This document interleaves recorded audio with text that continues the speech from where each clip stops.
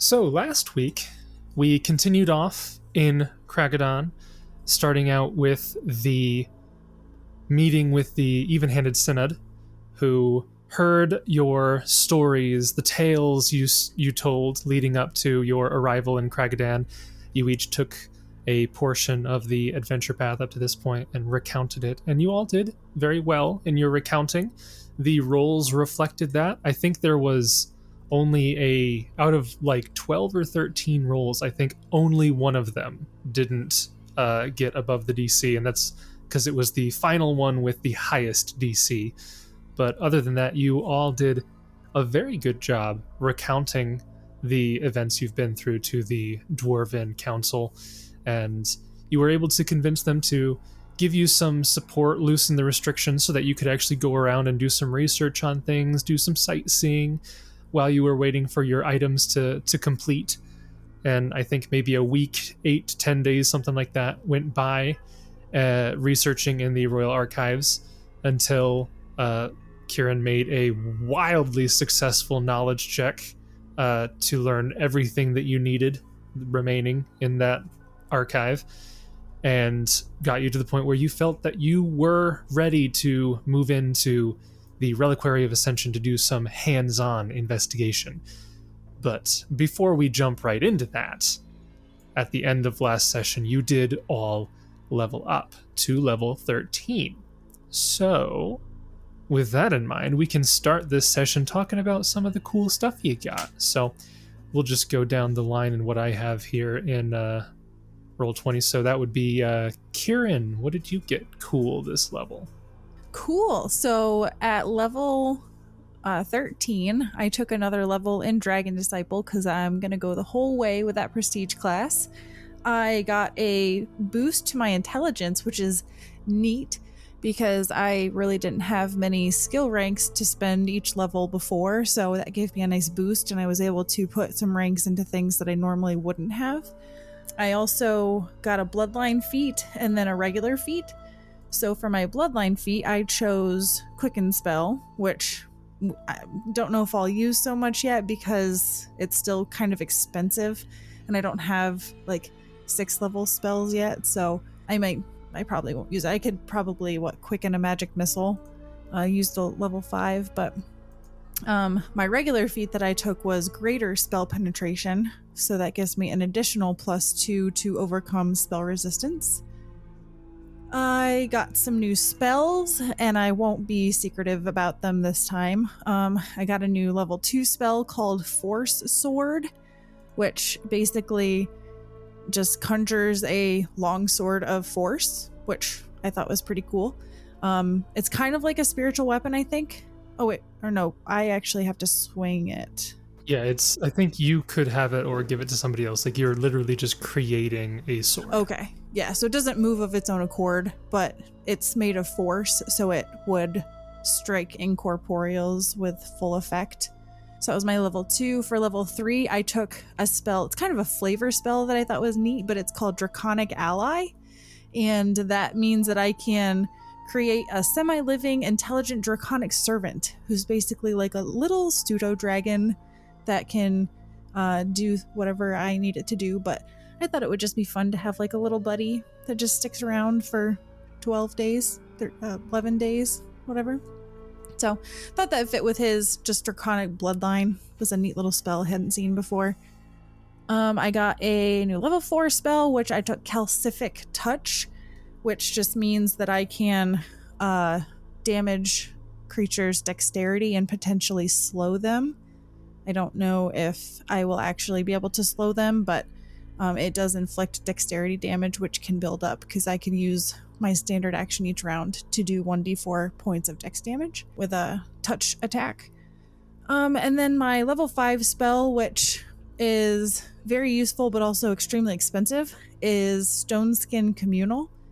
So Stone Skin Communal I could cast in our party. I have to spend 250 gold worth of diamond dust per creature, but I could give everybody basically DR 10 adamantine. So you would have DR 10, which could only be overcome by adamantine weapons. So I think that is about it for Kieran at level 13. Neat. We'll see how all those spells come up, if they do. Next, we'll skip over some of the guys here. We'll go over to Jessup. So not in order. No, I was going to go in order, but the very next one was the guy who said not to go near the start. So, I mean, I think I'm ready, but whatever, it's fine. I'll give you a little bit more time. We'll go with Jessup here. I think he's insinuating your choices are poor. Think again, Oran. That's fair. I don't know what your choices are, but they're bad. They're definitely bad.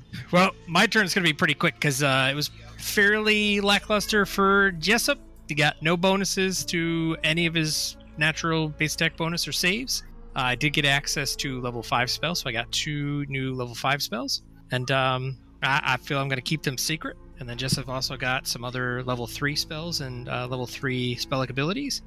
I shall also keep them secret. And that's about it. So mainly just spell casting upgrade that level. Yeah, and then my feat as well, which I did already tell you guys, but I took improved Dirge of Doom. And then I think the other thing you might have forgotten is the Bardic Performance. Yes, which I can now start that as a swift action, which is that's good for action economy for sure. That's pretty big. All right. So Justin, you said you were ready. You wanna take a shot? What all did you choose? Yeah, so I did end up taking the warrior priest feat to give me a +1 to my initiative and +2 to concentrations when casting defensively or while grappled. Because Oran does, this was by Sarah's suggestion, because Oran does fight pretty close usually, so that could come in handy in our combat situations. For sure. One of the skills I took and I continue to take is a linguistics to learn a new one. I'm going to flavor it that while we were all studying and Oran was being less than helpful, he managed to find an Ignan primer book in the library and decided to study that instead of what they were trying to figure out. See, that's why he wasn't helpful. That's why he wasn't helpful. He found that book, that primer book, and he just started doing his studies on that instead of what they should have been focusing on. So now he knows how to speak Ignan. Cool. And apart from that, the only other cool things that I get is my channel is now a 7d6 instead of a 6d6. And I get access to some level 7 spells, which I'm not hiding them. I'm just not going to go over a bunch of them. I have a couple in mind. Obviously, there's some big ones like I think Greater Restoration I get at 7th level maybe. And then I think there's a couple of mass healing spells that I get. But a couple of others that I've been looking at are like Jolting Portent and Particulate Form are two that I've been looking at because I thought that they could be situationally helpful for us. So there's a lot of good ones in that level. There are a ton of good ones, and it's really hard because I'm trying to only pick like a handful to focus on. But there are quite a few really good ones. Yeah, it's a big level for clerics. I mean, any spell level is, but... Yeah, that's about it. Then, lastly, we have Gideon. So, Gideon, much like Kieran, is following his prestige class all the way through, so I took another level of exalted. The interesting thing about my class is the feat. Through a GM conversation way near the beginning, he decided that he would allow diverse obedience to work as a feat tax, even though it doesn't technically work this way for my exalted prestige class, to allow more broad selection for my deific obediences. So I go ahead and receive my second boon at this level, and I chose Inspiring Presence, which is, I just thought was kind of a fun thematic choice. I also get 2 level 5 spells that he learns. I chose Righteous Might, and I'm still selecting the last one, but I'm thinking something like Wall of Silver or Hunter's Blessing. I'm not sure exactly what I want to use that last spot for, but I'm leaning on the Inquisitor spell list since we already have a Cleric. All right. Well, I got a bunch of cool stuff there. We'll see how it all plays out in the combats coming up here. We did quite a lot of role play for the last 2 sessions. Not sure how much that will have moving forward, but we'll definitely see. But with all that said, we'll jump back into the actual session here, and we pretty much left off with you guys going to sleep, regaining all of your abilities and spells, and then the next morning planning on heading out to the Reliquary of Ascension. So, you guys wake up that morning, you all get around, you do your daily necessities, and get prepared, and you make your way towards Vault Way, the same place that you entered Kragadon. And you go in, and you start walking past the many different halls and doors leading to family vaults, family treasuries, crypts, all of that. And eventually you get to a particularly large adamantine-lined door indicating the entrance to the Reliquary of Ascension. And as you step closer to it, you were given the sigils of Kragadon by Prince Gorm, and you're able to just present those, and you can hear a click at the door that unlocks it, and you're able to push it open with ease. And with that, I can move everybody. Well, let me make sure that it's Fog of Ward first. Pretty sure it is. I just want to double check. That's okay. You can show us. Okay, we we're won't good. tell. We're good. I just wanted to make sure I didn't mess with that and have the whole thing be revealed. Okay. This looks big. I don't like it. Oh, tiny little square down there. Yeah, so I can reveal the first opening bit. So there is a very, very small hallway. Well, I say small. It's kind of 15 to 20 feet wide, so it's pretty big still. But there's a hallway right past the door that you see that goes in for 20, 30 feet or so, and then it looks like it opens up to a larger area.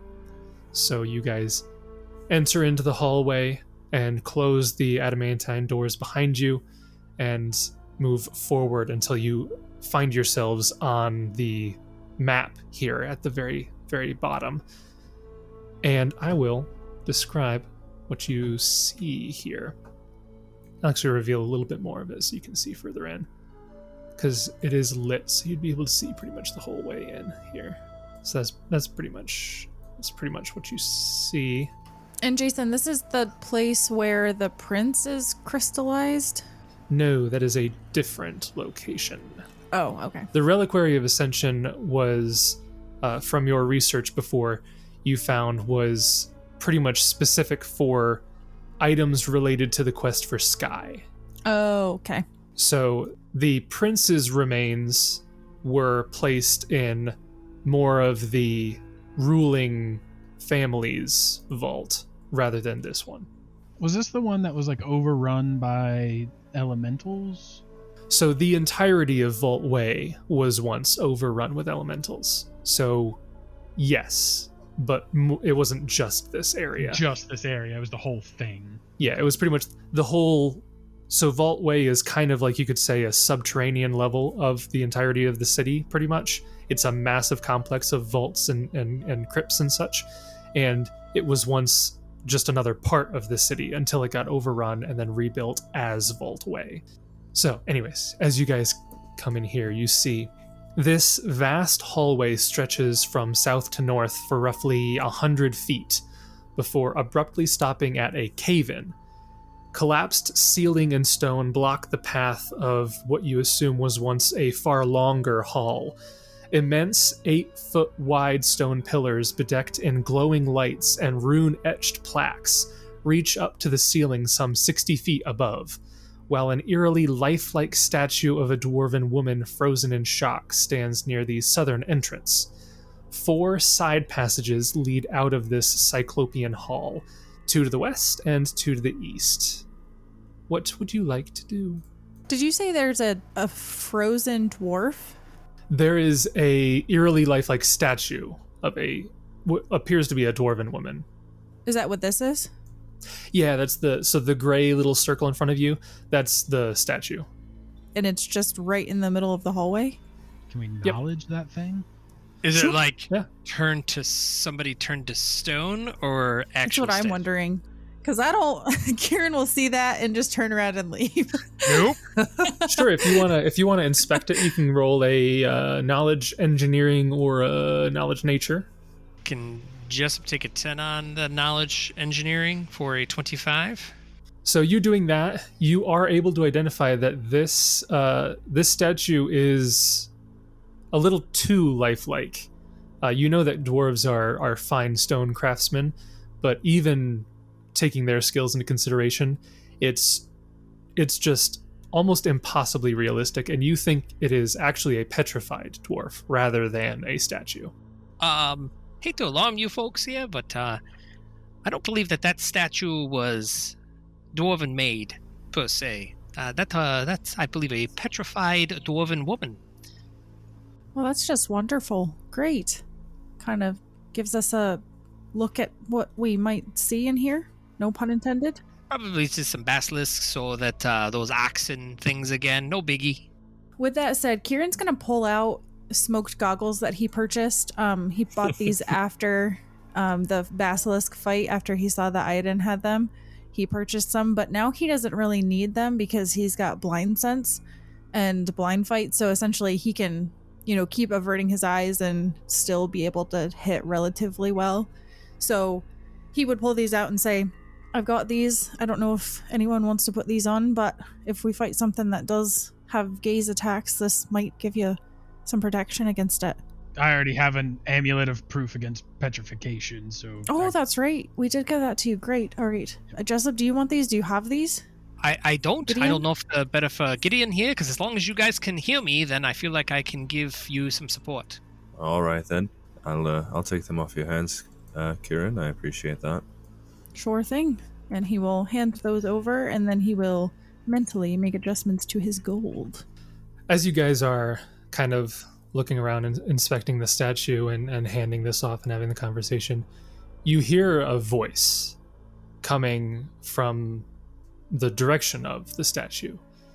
It says, "What is your business here?" Like the statue was talking? Is that in common? It's in Dwarven. It sounds like a Dwarven woman. Oh, Kieran does speak that with his belt. As you hear the voice, you can see a translucent, ghostly figure kind of emit out of this statue, and you can tell it's an identical visage to the statue itself. It looks like the same dwarven woman, but as a ghost, and it's like this ghost is almost like tethered to the statue in a way, and you can see that's the source of the voice.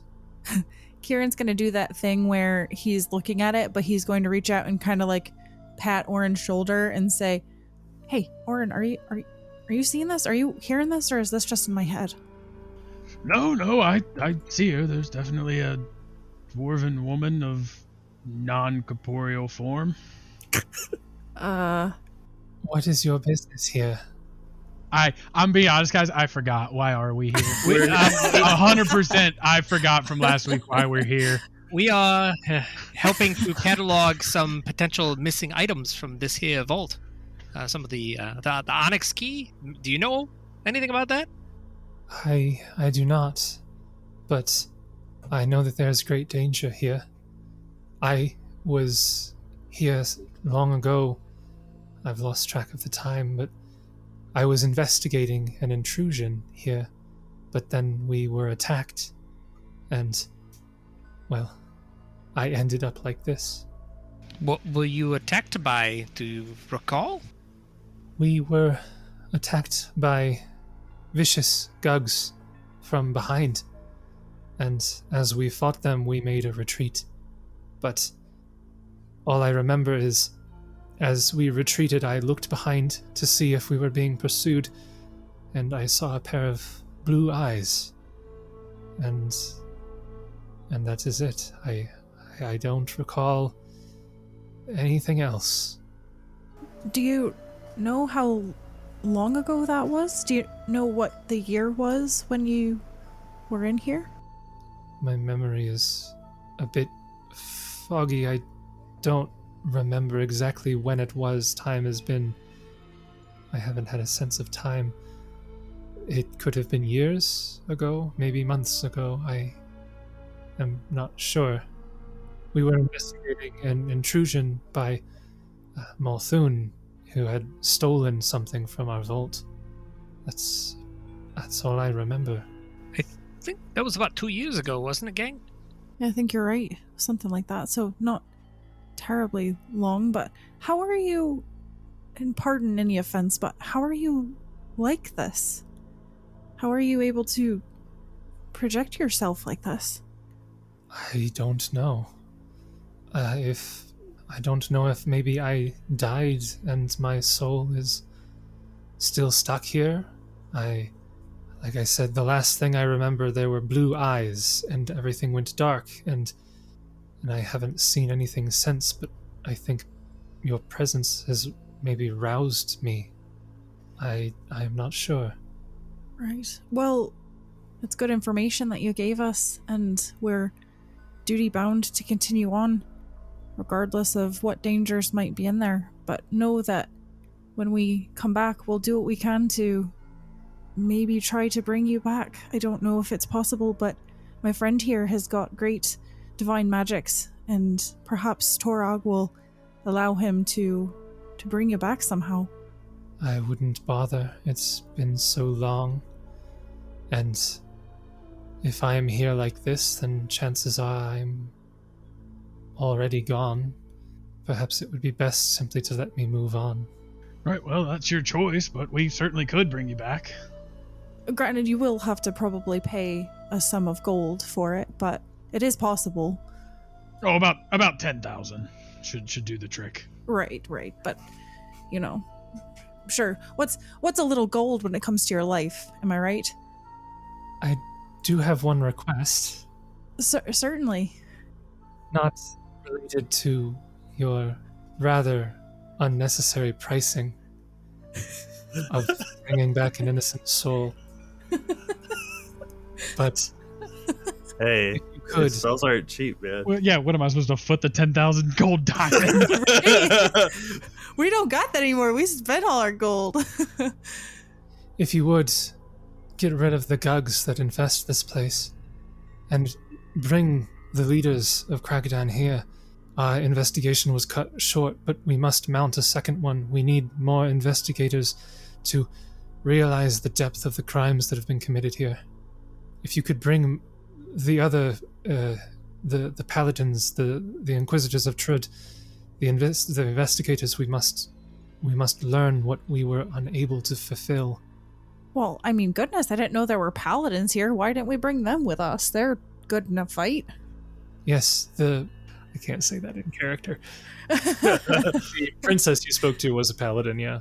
But Gugs don't have the ability to turn someone to stone, do they? And Kieran's kind of looking back at Jessup to see what he might know about a Gug. I mean, he doesn't think they have the ability to turn somebody to stone, but he doesn't know. The ethereal creature, you see her almost have like a contemplative look on her face, which is, I don't think it was the Gugs. It's like she's trying to recall information. It says, I can't remember clearly, but I feel like I know there was another creature, a Medusa, betrayed by her masters, lashing out in vengeance. I don't know if that's right, but I feel like it is. I'm not sure. What did we know about Medusas? Anything? Is that a knowledge something? Nature. I don't have that. So Kieran doesn't know. Yes. Yeah, 25. 25. Yeah, that's enough to identify Medusa and get one piece of information. So you know that Medusa are lawful evil, medium, monstrous humanoids. They are usually slender, attractive women with strangely glowing eyes and heads full of hissing snakes. And you could ask one specific question about Medusa if you'd like. Should I ask if they have blue eyes? Yeah, that's really valuable. I mean, that well, narrows tell it us that down. that's if that's what she saw, yeah. I mean, I would maybe be more specific and say, like, do Like a Medusas dark have the blue? ability to petrify someone? What is their AC? Very specific. Right. Yeah, that would be really helpful, actually, if you could just tell Super. us their AC. Super Tell me the helpful. dimensions. How tall are they? I'm like, what is Jessup looking for? Like, over here, like the ghost is like, Hey, listen, she's I'm stacked. recollecting my knowledge. You leave me alone. Listen, They're 30 dimensions? She's stacked, all right? That's all we're saying, all right? She's built man. well. What are her measurements? Yeah, that's basically what Jessup wants to know. Oh, snake woman. I'm into it. Don't judge me. His wife's been dead for a long time. For the longest time, you thought that my wife was a lizard. Remember that? Yeah, I do remember that. Yeah, that was a thing. All right, so I guess I will ask the mildly less interesting question of if they could petrify, or how they do that. Yes, you know that Medusa have a petrifying gaze. It is, I think, pretty much functionally identical to basilisks. I don't like that. Let's leave. This isn't worth it, guys. Not worth We'll it. find another way to take down the Legion. I'm sure this isn't worth it. I guess we don't really have a choice, though. We've got to go in, so we'll just have to be extra careful and be on the lookout for a Medusa. Man, I wish Frampton were here. He could just turn into deeper darkness and nobody could see anything. Well, anyway, Madam Ghost, if you change your mind, you know, we certainly do have the provisions to try and bring you back, and I'd be happy to cover the cost. You know, as a fellow dwarf, it seems like my duty to, you know, make that offer. I'll get through. I'll get through it then. Wow, Oran, I'm half a dwarf. Will you fit the bill for me? I think we've already done that a few times. Listen, I've paid you back, I thought. I even bought my own diamond, but I didn't realize I needed a diamond that was twice as much. I would have not spent it on other things if I knew that. Well, let's try and keep it to my breath of life and leave the diamonds out of it. That would be best. That would be ideal. Right. Well, you know, I don't usually have the choice, so I'll leave it up to you. If you could try. I mean, yeah, I know you've been shot in the head and murdered, and probably something else terrible will happen. But just let's try and not make it super critical. Yeah. Well, that one time it was a critical that did it, so you know. Seriously, I saw your brain. It's weird. Yeah, I don't want to talk about it. It seems kind of morbid to laugh about it, but I don't really know how to process it otherwise. I think we're getting off topic, though. Oh yes, I'm sorry. It's very dangerous here, so if you're done talking, as I said before, you can forget about me, but if you could bring the others and have an investigation, a second investigation, and perhaps if the rest of Kragadan can come to a final conclusion on what happened here, maybe then my soul can finally rest.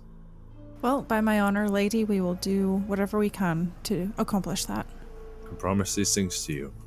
And you see the ethereal form kind of melds back into the stone. So this is where I would see that an evil character could be played best. Like, it's not all murder and mayhem. You could just do evil deeds like, no, we're not going to do that. And Kragadan has fallen. Most of the dwarves are dead. That's an evil thing to do, because then they're never going to rest. Their soul would never rest. That's an evil thing to do. I mean, yeah, it's evil and petty. I mean, well, that's what I'm saying. I mean, most evil is petty, but yeah. Yeah. I think that's why a lot of GMs don't like Evil characters. Yeah, because that would be an evil thing to do.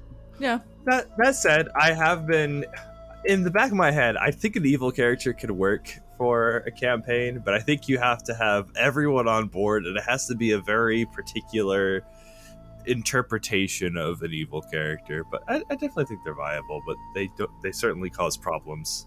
Sorry, I just had that thought that I was like, you know, we always think about evil characters as being like murder, mayhem, like doing really sick stuff. And that's pretty sick, but it's not something that's like murder or mayhem. It's just you've basically condemned a soul to never resting ever. Or what's better, character would exploit them for money. Yeah, would do something to leverage an advantage. Leverage advantage, yeah. Smash the statue for fun. Now that's just chaotic. That's just different. That's just like, you know, it's evil. I'd say it's evil. It's evil, sure. Evil, stupid though. I didn't mean to sideline us. Sorry.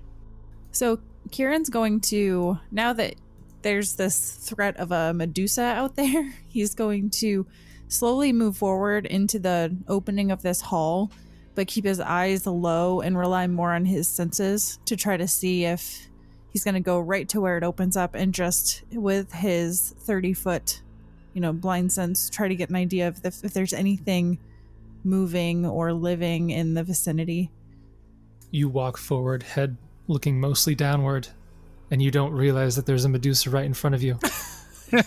It was invisible. Actually, I could still sense it. No, yeah, so you walk forward a little bit into the hallway, and you don't sense any presences.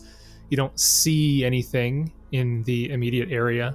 As you get close to some of these first pillars, though, you can see the plaques that are on each of them, and you can read Dwarven, so you can actually see that they are memorials carved from the marble of the pillars in the Dwarven language, and they each seem to describe a particular family's journey, victories, and tragedies during the quest for Sky.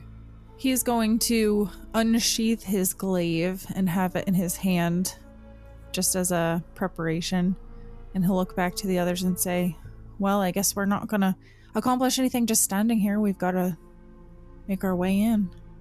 Alrighty. I'd rather not be in front, but... Gideon charges in. Should I cast Stoneskin Communal now? It'll last for 110 minutes. Do you have But the I have money to for that? divide it. I did... 1,000 gold pieces? Yeah. Once I took the spell, I did expend 1,000 gold worth of diamond dust, separate from any like restoration diamond dust that we have. So I have it for one use. I say that'll happen every time you go. Yeah, it's an expensive spell. Yeah, no, I understand that. Like I said, I would have it for 110 minutes that I'd have to split amongst the four of us. And essentially how this spell works is you have DR10 adamantine. And once it has prevented 111 points of damage, then the spell ends. So that's something where you would have to keep track of how much the spell has saved for you, and then it'll eventually go away. I would like to point out you have a free means of getting stone skin, like the Dwarven Lady. That's rude, Jason. It's too soon. Oh my goodness. Oh my goodness. That's okay, buddy. I thought you were gonna be like, oh yeah, you don't remember that really weird esoteric magic item I gave you in book one? No, it was Yeah, all dark. Nope, it was all dark. It was just chop her up and everybody take a piece of dwarf skin. That's not what I meant. I just meant you could get petrified, but... Yeah. And if this were a comedy podcast, Kieran would get spooked by something and back up really quickly and knock the statue over, and it would like crumble into pieces, and then it would be like, oh no, ha ha ha.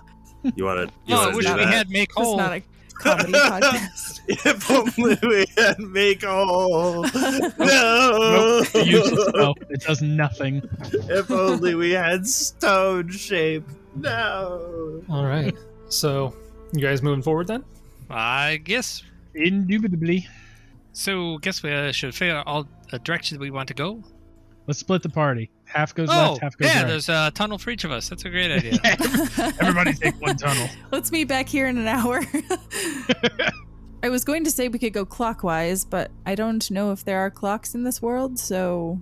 There's sundials. Sundials. Ha! I mean, there's definitely clocks in this world. So If they let's have sundial it.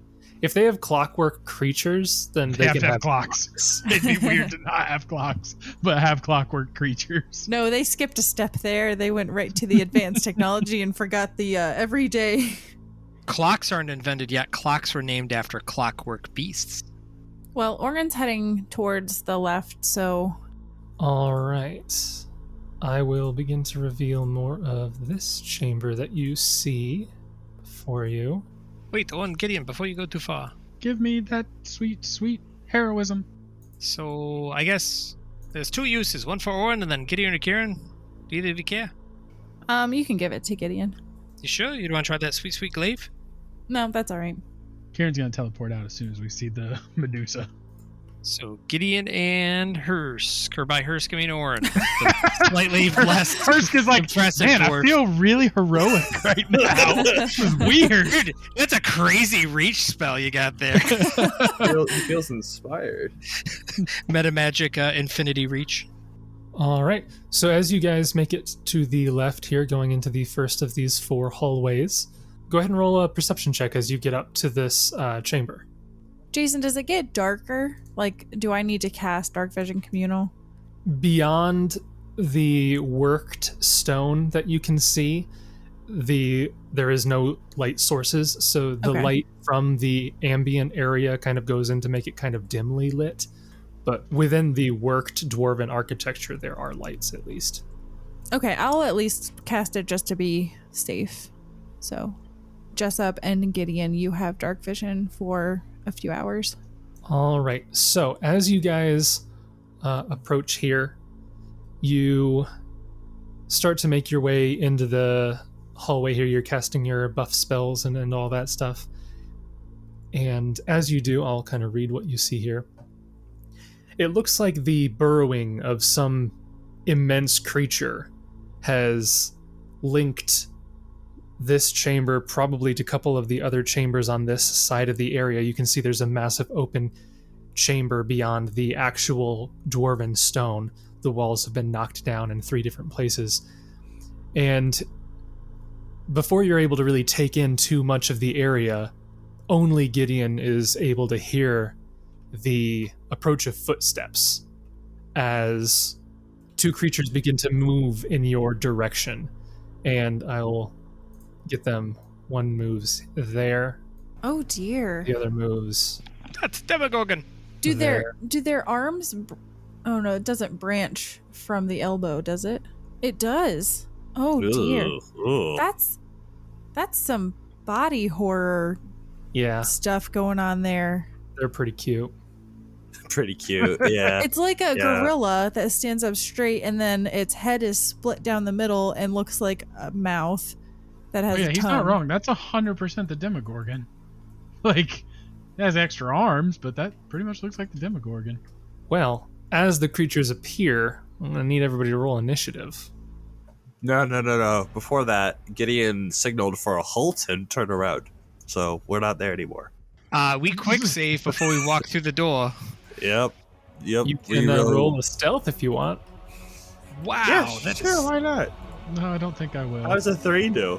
You can't succeed. I don't think any of you can succeed.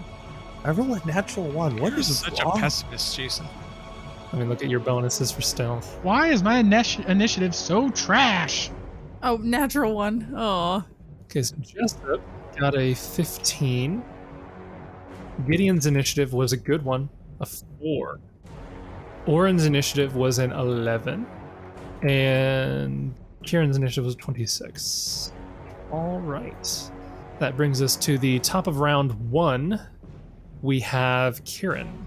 Okay, Kieran is going to cast a fly on himself.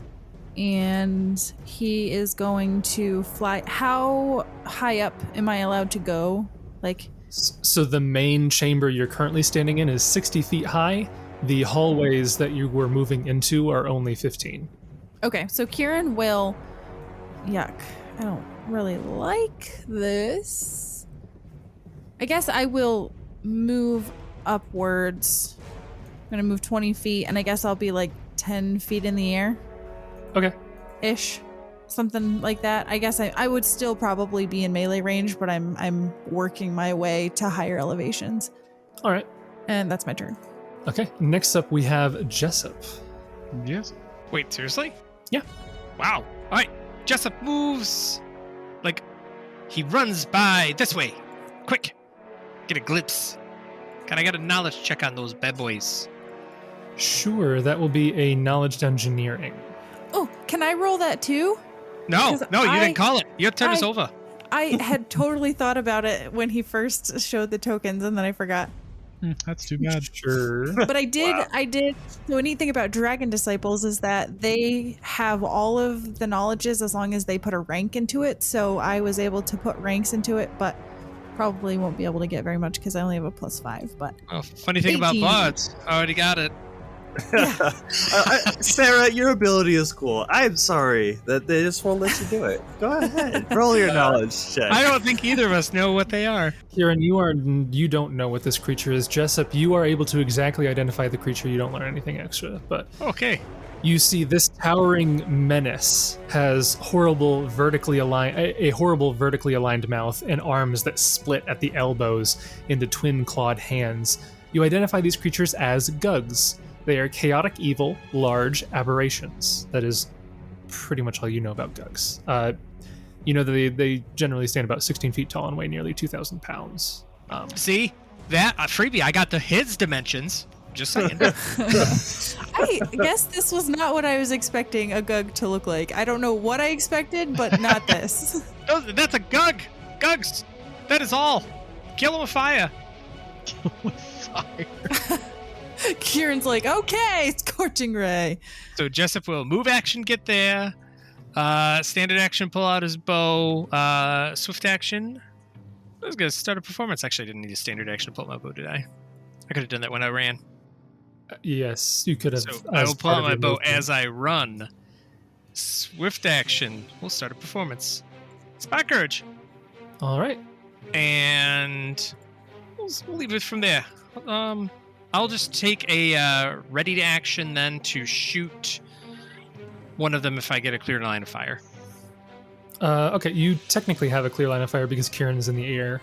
Oh, that's right. Okay, then my ready action go off and my initiative doesn't change. That's cute. That's one way to play that. Holy crap baskets. That's a nat Wow, 3 for buddy. 23. 23 will not strike your targets. I missed the Gug. That is all. All right. That brings us next to Oran. Oran is going to cast a spell. Oh, wow. He forgot to prepare some of his spells today. Whoop. There we go. There we go. Oran, we asked you 3 times if you were ready to go this morning, and you said yes. I'm just so happy to be home.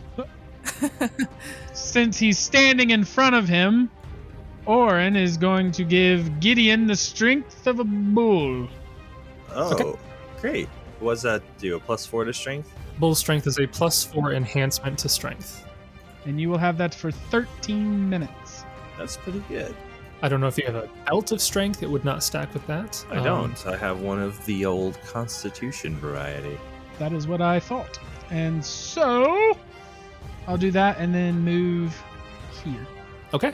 That brings us to Blue's turn. What's Blue gonna do? Blue's going to move up here Oh, they're big. I didn't realize how big they were. Oh boy. and is going to make one attack against you, Oran. Oh, that's so much reach. That's I 15 made feet. a critical mistake. That's a bit of reach. That's a bit of wow. So let's do. They're pretty much all the same, but it's going to try to lash out at you with its super strange vertical mouth. It kind of gets down on all fours and lunges forward towards you. So that's going to miss with a 20, though. All right. Next up, it is Red's turn. Red is going to move in and take an attack against Kieran. And we'll see if this one can hit. So again, we'll do one bite. That is a 30 to hit. Yes, that will hit. All right.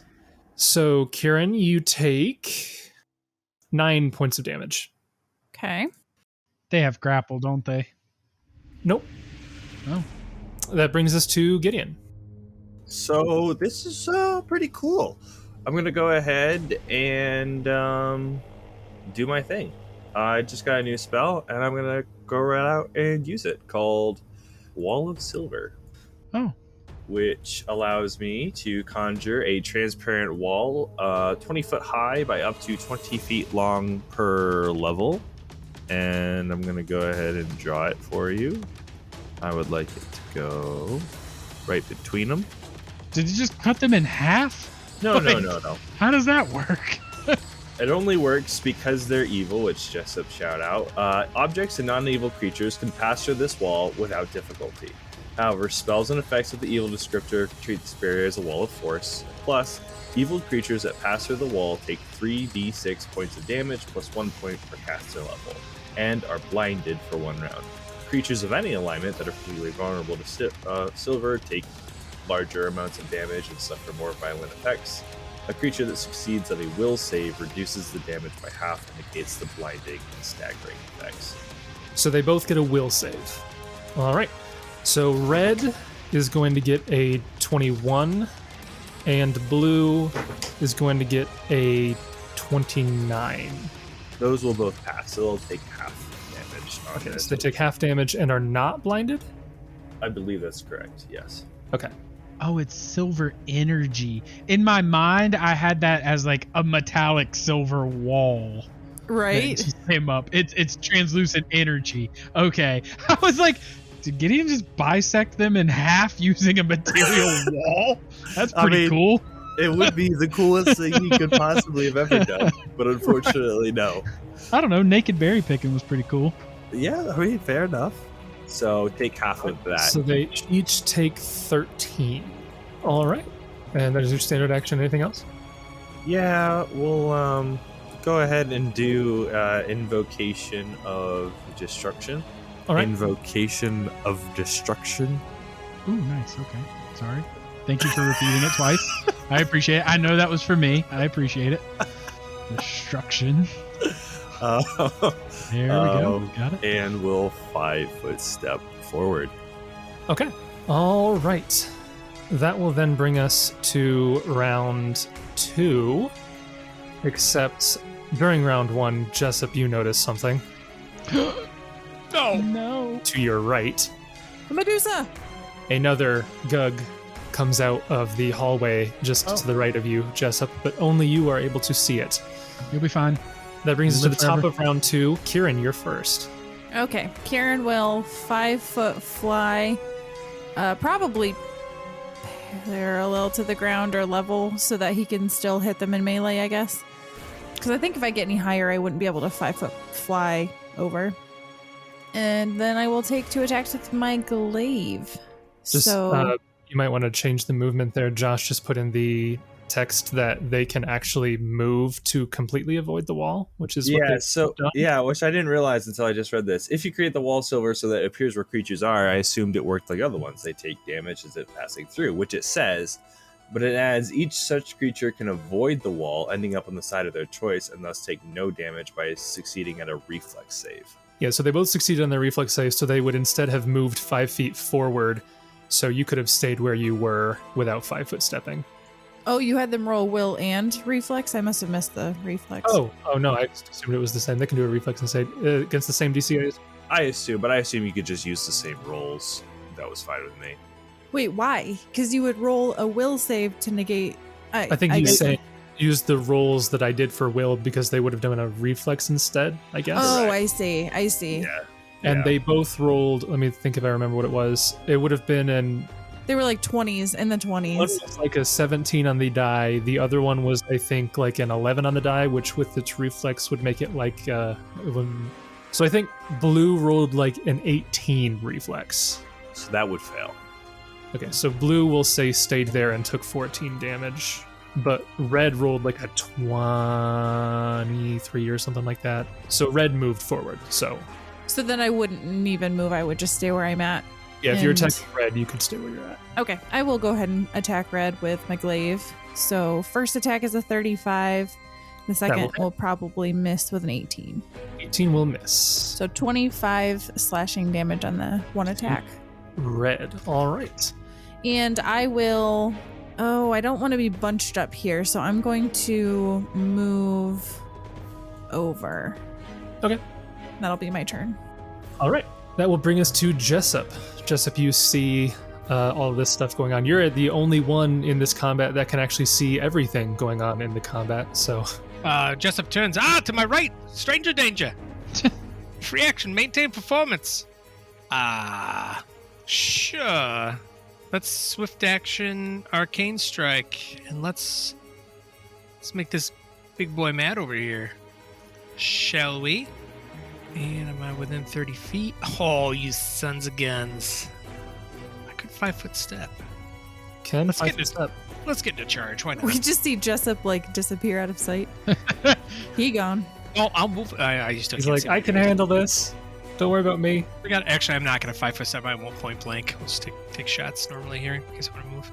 I was going to say, would I still benefit from Inspire Courage if you moved that? It's just audible. There's no range like there is with Naturalist. I only get 2 attacks. Oh, no haste. What a loser.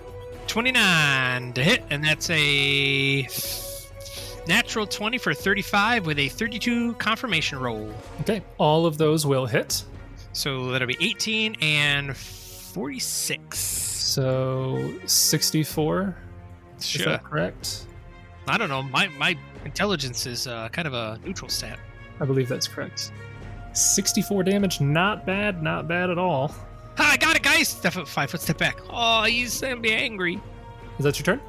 Yeah, 5 foot step, swift action, free action, standard, or full round. Yeah, good. That brings us to Oran. I don't know what I want to do. I'm going to 5 foot step right in Gideon's way. No, you're fine. I gotta protect Jessup. And then, oh, okay, I guess I'll tank this one. It's fine. I'll live forever. Oh, it'll be me still. I got Shield Other on you. Oh, that's true. Just don't get too far away. Does Shield Other give any benefits beyond the damage? None that would apply to you Okay. because your items supersede it pretty much. Right. Okay. Well, I'll just 5 foot step up and swing at the old red one. Does a 30, what does that say? I can't So you're not hasted, so the third attack I don't think would happen. Oh, sorry. I had heroism, not haste. Sorry. Disregard the third attack. Stop making me feel bad.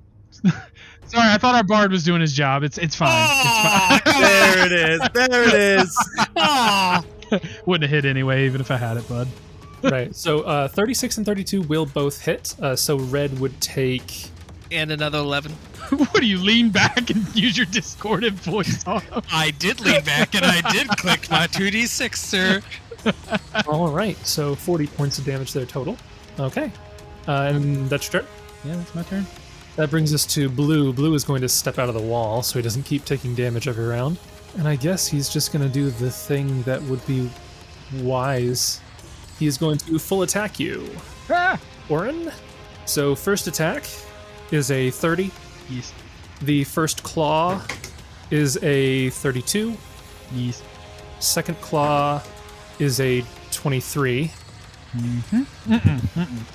Okay. Third claw is a 35. Yes. And the final claw is a 22. No. So 1 bite and 2 claws hit. That sounds right. All right, so the bite would deal 12 points of damage, so you and Gideon both take 6. Okay. The first claw that hit you would deal 8 points of damage, so you would both take 4. Yep. And the other claw that hit you would deal 10 points of damage, so you would both take 5. Not too shabby. Oh, and actually, I'm sorry, it did hit you with 2 claws, so it does rend. Sorry. See, I told you about the red. So that's another 16 damage, so you both take another 8 from the rending damage. They rended on the same side. Yeah. It was the same side arms. One arm slashed your abdomen, the other one grabbed your arm and just tore it off. Oh, so Good thing you can cast Big regenerate now. regenerate, yeah. It's gonna be a regeneration. yeah, that's really convenient. That then brings us to Red. Red is going to full attack the caster. Well, I guess not the caster. The guy who I was like, red can reach it. I have misunderstood how freakish these things are. I was like, their arms grow? the flying glaive user. So bite attack, 35. First claw is natural 1. Second claw, natural 2 for a 19, which is going to miss. Third claw is a natural 20. Ooh. To Ouch. confirm with a 31. And then the final claw is a 29. Yeah, these are against me. Yeah, these were all against you, so I assume the bite hit, the natural Yeah. 20 claw hit and confirmed, Yeah, and the fourth hit claw hit, yeah? yeah. My AC is presently a 24. Okay, so the natural 1 and natural 2 did miss. I figured as much. Okay. They did. So the bite would be 12 points of damage. Okay. The claw that criticaled would be 24 points of damage. The other claw that hit would be 11 more points of damage, and then the rend, because you got hit by 2 claws, would be 11 more points of damage. You know, I have a lot of HP, but it goes down so fast. Oh, yeah. Yeah, when you don't have shield other to have it, it does go down quite quickly. Yeah. Really Yeah. quick. Must be nice. Sorry. If you could just Sorry. also cast that on me, Gideon, I would appreciate it. If you could cast it on everybody in the party, He would die so fast. With the amount of times that Kieran gets hit, he would die so fast. I'm telling you, I want to do the shield other thing. Yeah, Yeah. just the circle of on shield each others. other. Yeah. That will bring us to Gideon. Yep. Who is going to hear Jessup's cries. His whining. Wait, Jessup is crying? Yeah, he's bald. No, what is National Be Mean to Bod Day? I don't get it. I wouldn't be if I had haste. It's fine. As you move there, that will provoke an attack of opportunity from both of the Gugs. No way. Yeah, you were standing right here, yeah? Oh, yeah. Yeah, I guess that's fair. And they have 15 feet of reach, so Yeah, that's fine. it sounds like it's not fine. Do you have a counter argument? No, I didn't think I was that close to them. I forgot that they both moved up, but that's fine. I might have cast Grace, but I'm gonna choose not to. Okay. I will say only red will attack you because you have soft cover from blue, so you'll get one attack of opportunity from red. But it is a natural 20. I cast Grace, actually. To confirm, it would be a 32. I don't know if that confirms. That does, because I don't have my better shield right now. Oh, Oh boy. This is in the Oh, shop. let me guess. You didn't have haste. Eh? Well, I also... I didn't blame you, Jessup. I know you did, but I could feel it. it's 23 points of damage. Okay, that's not terrible. I'm waiting for the bad part. That's it. Okay, but that's it. Okay, but that's it. That's it. All right. We'll go ahead and do an instance of divine touch. So go ahead Yep. and roll ourselves our 3d6. Healing up 10 of that, so it's not the end of the world. Yeah, not terrible. And then I think what we're gonna do is he's gonna get mad about that and issue a. Oh, do we have the conditions for haste, Matt? We do. If you cast haste on Oran, you could affect all three of you. All four I'm of you. not going to though. I'm going to cast Shared Oh, Wrath okay. Then I don't know why you asked. against blue because it has the same. Okay, gotcha. Against blue? Okay. Red's the one that hit you, but you want blue? Oh, red's Not yeah, saying you're wrong, I just... Yeah, making I still want blue. That's fine. Okay, blue, yep. So all four of you have shared wrath against blue. Yes. All right. So move in, so that's your turn. Yep. All right. That brings us to these guys up here. One is going to move there. I was supposed to say, what do you mean these guys?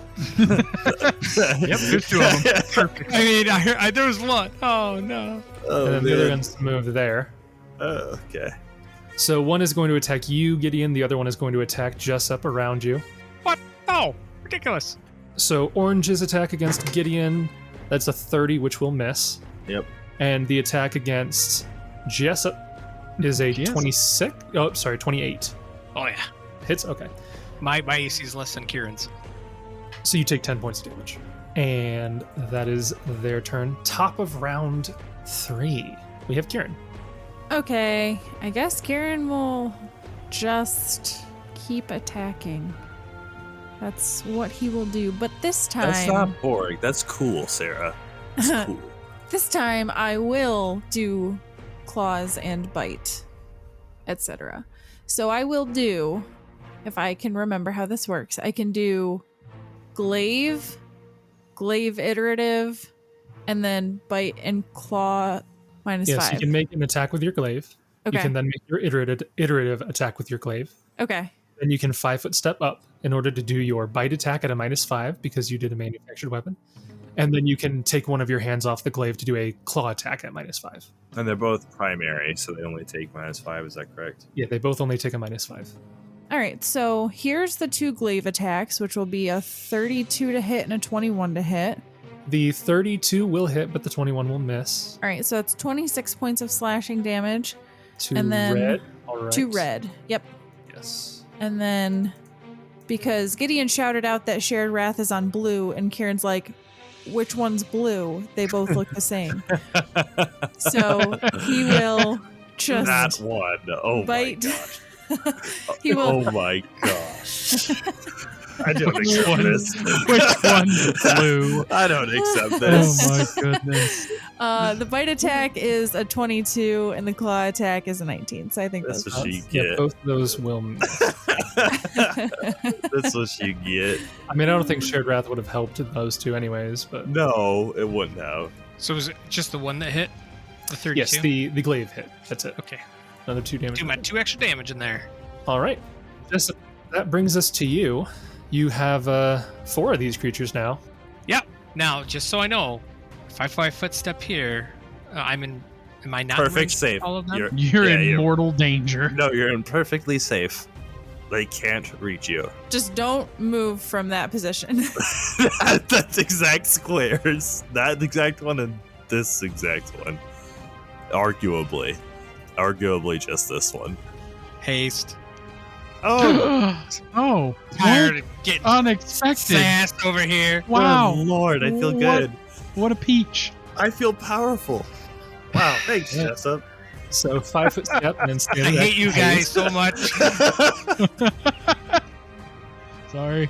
Freaking, I didn't know I was casting Inspire Sass.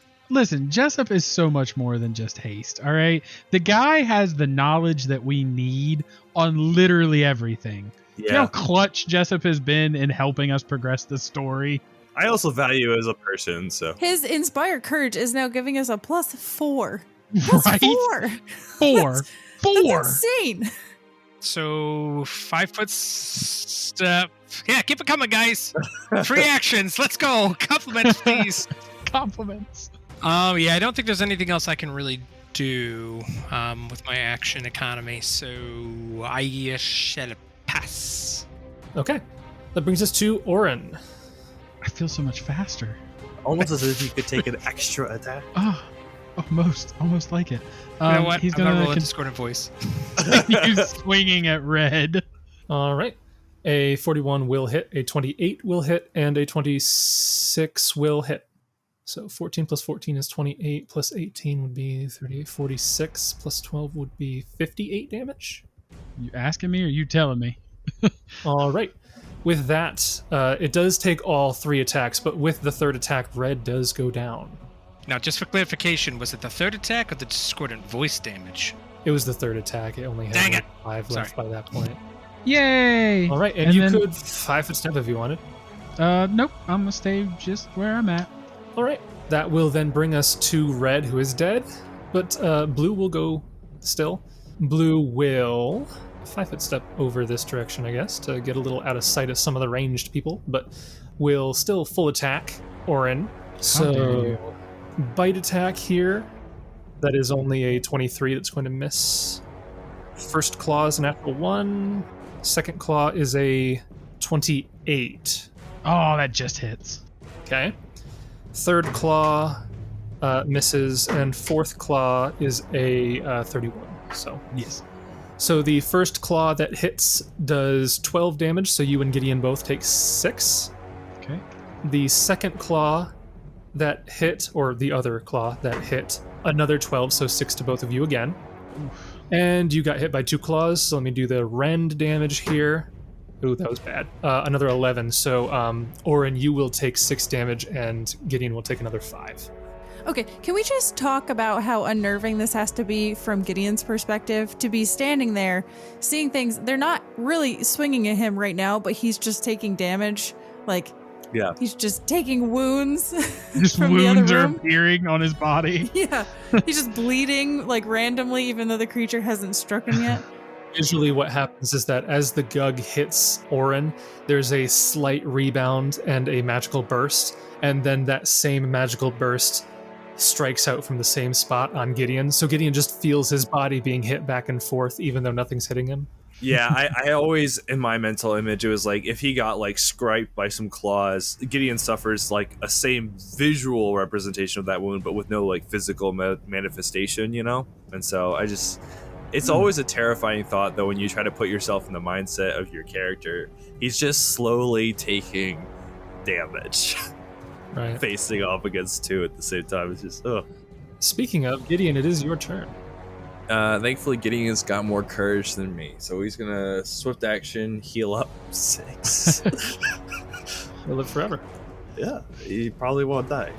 If he does, not for too long, hopefully. And then we'll 5-foot step I ain't wasting that 5,000 gold. You out of your mind? this way, All right. Getting right between them. and we'll full attack. Green, I assume. Yeah. Yeah, okay.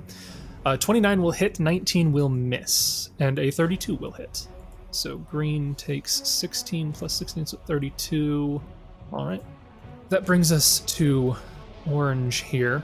Orange is going to step back so that you can't go after him like right away, but is going to full attack you. So this is going to be, and I don't believe they are flanking you technically, or are they? I don't believe they are.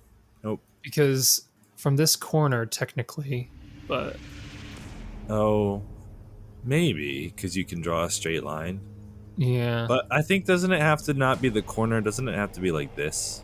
yeah, that might From be this- true. I think it's from the center for. Yeah, it might be center for that. So we'll say they are not flanking from this position. It'll still do its all of its attacks against you. So the bite is a 20. That's gonna miss. First claw is a 30, which is gonna miss.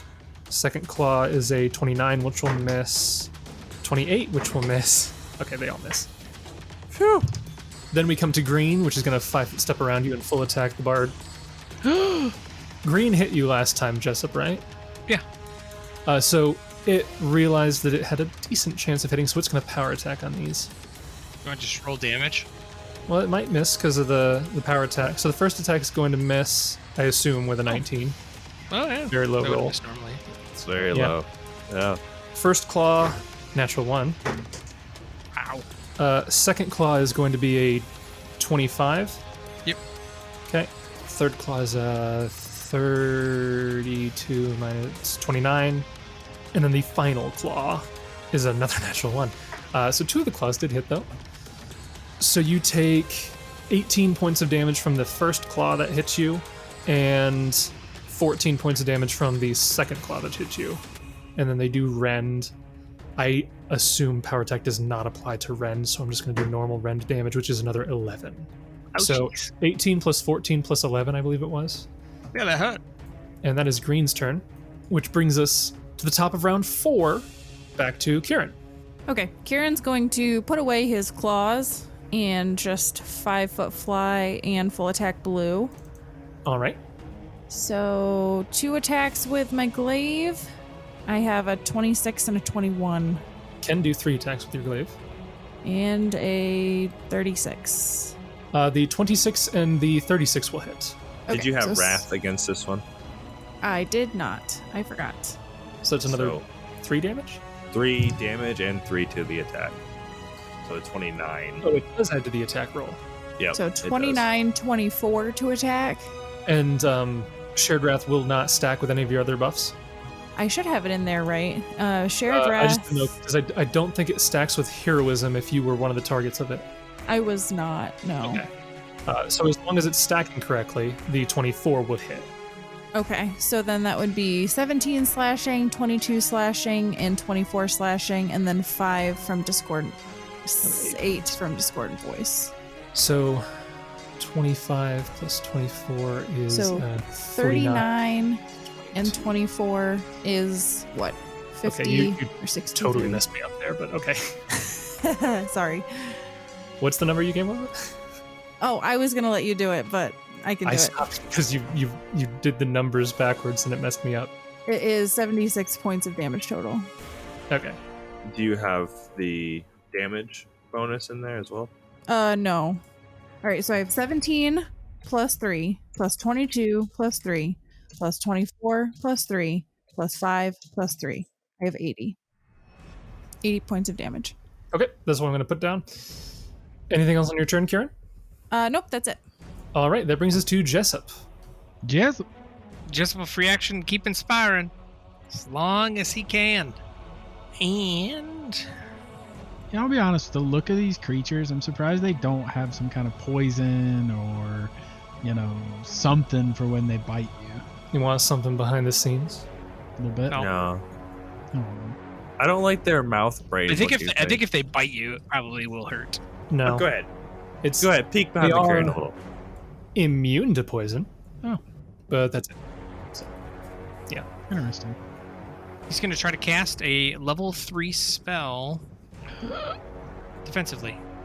So Defensively? that's 21? Yes. No, 23. Because it's 15 plus 6. Yeah, that's 21. You're right. And I realized I did not put my cast level to 13, so I'll change that quick. 29. You're good. Jason's favorite. displacement on Jessup. All right. And then Jessup 5-foot steps. All right. And that's it. That will bring us to Oran. Yeah, I guess we'll try and finish off blue. Guess we'll try, he says. Yes. 38 will hit, 20 will miss, and 37 will hit. I hate to be a stick in the mud. I just want to make sure you've got the wrath in there, right? No, because I have heroism. It'll still add one more. Yeah, you'll get an extra 1. Because heroes just gives you a +2. Just add 1 to those then. So 21 and 21. Yeah, so that does not change any of the attacks. The 21 will still miss. So 48 damage to blue? 50. 50, okay. Yeah, it's 21 damage plus 8 damage, so 50. If only the other attack had hit. How sad. How sad. Sad. It is still up, barely. Anything else on your turn? I'm gonna 5... no. I'm gonna stay where I'm at. Okay. It's going to 5-foot step and full attack you. So the bite's going to miss with a natural 2. 27 on the first claw. I think that misses. It does. Because of haste! Ha-ha! Cocked die, but that would have hit. Still hits. 34. So on the second claw is a 34. The third claw is going to miss. The fourth claw is another 27. So one of the claws hits you this One time. claw. So you only take 9 points of damage. So you take 5. Gideon, you take 4. Which brings us to Gideon. You are now actually flanked. Yep. What would you like to do? 5-foot step there. I'm gonna go ahead and cast Divine Might against green, Okay. and we'll full attack. 37, 37, 34. So those will all hit, dealing 19, 21, 22, 7 damage. All right. The second attack is enough to put green down. Oh, nice. Maybe Divine Might was a little overkill. And that's your turn? Mhm. Okay. That brings us to Orange, who is going to 5-foot step forward, still keeping you at arm's length, and is going to full attack you, because you're the only one that it can see. So the bite is a natural 20 to confirm with a 24. So it doesn't confirm, but it'll So have it hits. First claw is a 35. hits. So that was one bite that hit, one claw that hit, one claw that missed. Okay. That one misses, and the final one is a 30, which will miss. So just a bite and a claw. No rend damage. Nice. So from the bite, you'll take 9 points of damage. From the claw, you'll take 8 points of damage. Okay. Brings us to the top of round 5. Back up to Kieran. Okay, I guess I'll just 5-foot fly and full attack again. All right. So my first attack is a 42, Okay, the first attack is enough to kill it. which just so you're actually aware. should have been a tentative critical threat with the shared wrath, but I didn't program that. But okay. Yep. Either way, it is low enough for the base damage of that attack that could kill it. So if you had a move action equivalent, you could do that. Or you could continue your attacks, whatever you want to do. Just letting you know. I'll just attack it to make sure it's dead. Okay. You chop off its limbs. That will be mine turn. All right. That brings us to Jessup. Jessup, you see 3 bodies. You know there's a 4th one. You're not sure what's become of it. I mean, reason would stand that it's still up there because nobody's attacked it yet, but you don't know. I believe I could shoot it from this corner with a 5-foot step. Yeah. So I will do that. So I will maintain performance and point blank shot and arcane strike. And I'm hasted. Hey. Still got destruction, right, Gideon? Yes. All right, so I'll take 3 shots. Yep. You do not have shared wrath on this one. Correct. No, I didn't put wrath on anyway. 41, 28, and 30. All of those will hit. There's the damage for that one, and I shall roll my own discordant. I say that's not too bad there, Jessup. Your damage is ticking up. It's because I spent the money to get the short bow to a +2. Ooh. So 14 plus 11 is 25, plus 15 is 40, so 58 points of damage. That is your turn? Yes. And that'll bring us to Oran then. You do see that Jessup is shooting at something. Yeah, actually, I think I will do a channel. All right, and you can selectively exclude 2 creatures. I believe so. How far is my channel? 30 feet? I believe it is a 30-foot burst normally. I might have to 5-foot step back a little bit. To knock You can it hit everybody down. from where you're at. Yeah, but I can only exclude 2 creatures. Blue is super dead. You don't have to worry about Oh, blue is super dead. Okay. Gideon, All right. Kieran overkilled it with the last 2 attacks, just because. Perfect. Okay. Yes, then that is what I shall do. I will channel! All right. And it's now 76. Wow, 76, that's crazy. that's like a lot of health. And I rolled 2 1s. But I rolled better than normal on the others, so it kind of evens out. Yeah, everybody regains 25 hit points. It's no joke, man. Our sustain is next level. Yes. And then I will move. I'm going to move here. Okay. Leave my bard alone. After Oran, we have Gideon. Who I guess might as well cast Grace. All right. Swift action, Grace. Use my haste to get behind him. Okay. Big brain moves. And I will attack once. 41 will hit. So 18 points of damage. All right. That's your turn. Yeah, just waiting. That's your 35 feet. Yep. So I see. that'll bring us to Orange. Orange is going to... I mean, he's been hitting you only semi-consistently. He really wants to go after the Bard. Yeah, but the bard's so safe. He's a safe guy. You know what? Even though it's difficult terrain, it's got the movement. It's got plenty of movement. It is going to move over here. Fine, I'll Oh. take my attack of opportunity. Yep, you get 1 attack of opportunity. So another 13 damage. All right. And then it is going to take a bite attack at Jessup. Do I get an attack of opportunity? No, it avoided moving through any of your spare spaces. It stepped into one, but that was its final movement. Right there for its final movement. Okay. So to hit Jessup, I think that still hits. 27. Yes.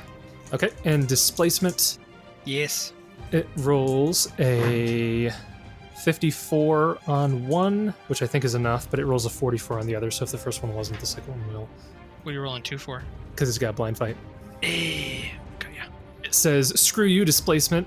That's why I was hoping Green could stay alive, because he could 5-foot step and then full attack you and ignore most of the displacement, but it didn't happen. It does hit you with its 1 bite, which is enough to deal 11 points of damage, but that's it. Top of round 6 brings us to Kieran. All right, Kieran will pull a potion from his haversack and he will drink it. So I will just drink a cure moderate wounds. All right.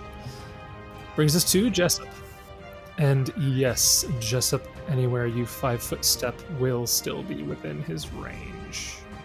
Maintain. Actually, no, I'm going to drop performance. So it'll linger for 2. I'm going to cast a level 1 spell defensively. All I mean, right. I don't think I can fail. 29 will do it. Ear pierce and scream. So it gets a fortitude save. It's not actually its best save. It's its second best save. 22. So that'll be half damage. Still is enough to deal 10 points of damage. All right. And then I will at least 5-foot step back. After Jessup, we have Oran. I will 5-foot step here and give it the old what for. Not great. 24 will hit, exactly. 33 and 36 will hit. Wow. Okay. Well, that's better than I anticipated then. So 17 on the first damage. The second attack is enough to put the creature down. Nice. My hero, Oran. We'll live forever. And with that, you guys are left in this chamber. 4 of these dead Gugs around you. You don't immediately hear anything else going on. There's no other footsteps or sounds of creatures in the immediate vicinity. What would you like to do? We'll drop out of initiative here. So, yeah. Oh, man. That, was a lot more trouble than I thought it was going to be. You guys did good. But I need some healing. I think I could accommodate that. Well, hold on. Let me, we ran into this before. Let me go to this useless displacement over here. Ah, yes. Don't want to make the healing fail. So Jessup will spend a non-initiative standard action to dismiss his spell. Gotcha. Gideon will coup de grace these dead things to make sure they're definitely dead. Okay. Little did you know, they have a special ability. When they are coup de grace, they are affected by a heal spell. Oh, wow. So that's really specific. Very specific, yes. Wow. So yeah, as you guys are healing here, I'll re-describe. You see the burrowing of some immense creature has linked these, looks like 3 separate chambers into one. And you can see, now that you're closer in here, Kieran, a vast mural of symbols adorns the western wall of this chamber. I will cautiously walk up to see what the mural looks like. What languages do you speak? Just common, draconic, and dwarven. The mural on the western wall that you move up to looks like it depicts various symbols in a language that you don't know. Interesting. Hey, Jessup, there might be something in here that you want to take a look at. Sure. Where am I looking? You're better with language than I am. It seems like there's some weird symbols on this mural. Either that or I got some spells to help. All right. What do we got here? Yep. So just to clarify, it's the western of this cavern over here. So you're looking at the mural there. What languages do you speak, Jessup? Lot. Okay, so you're able to identify that the mural here is depicting various symbols in the Aklo language, but you're trying to read it, and it's mostly just gibberish. You imagine it was probably reproduction of symbols that whoever or whatever wrote these didn't actually know their meaning, just tried to reproduce them. So it's there's no intelligible message going on here. It looks kind of just like gibberish calligraphy to me. Well, that's about what it looked like to me, too, so I don't feel so bad.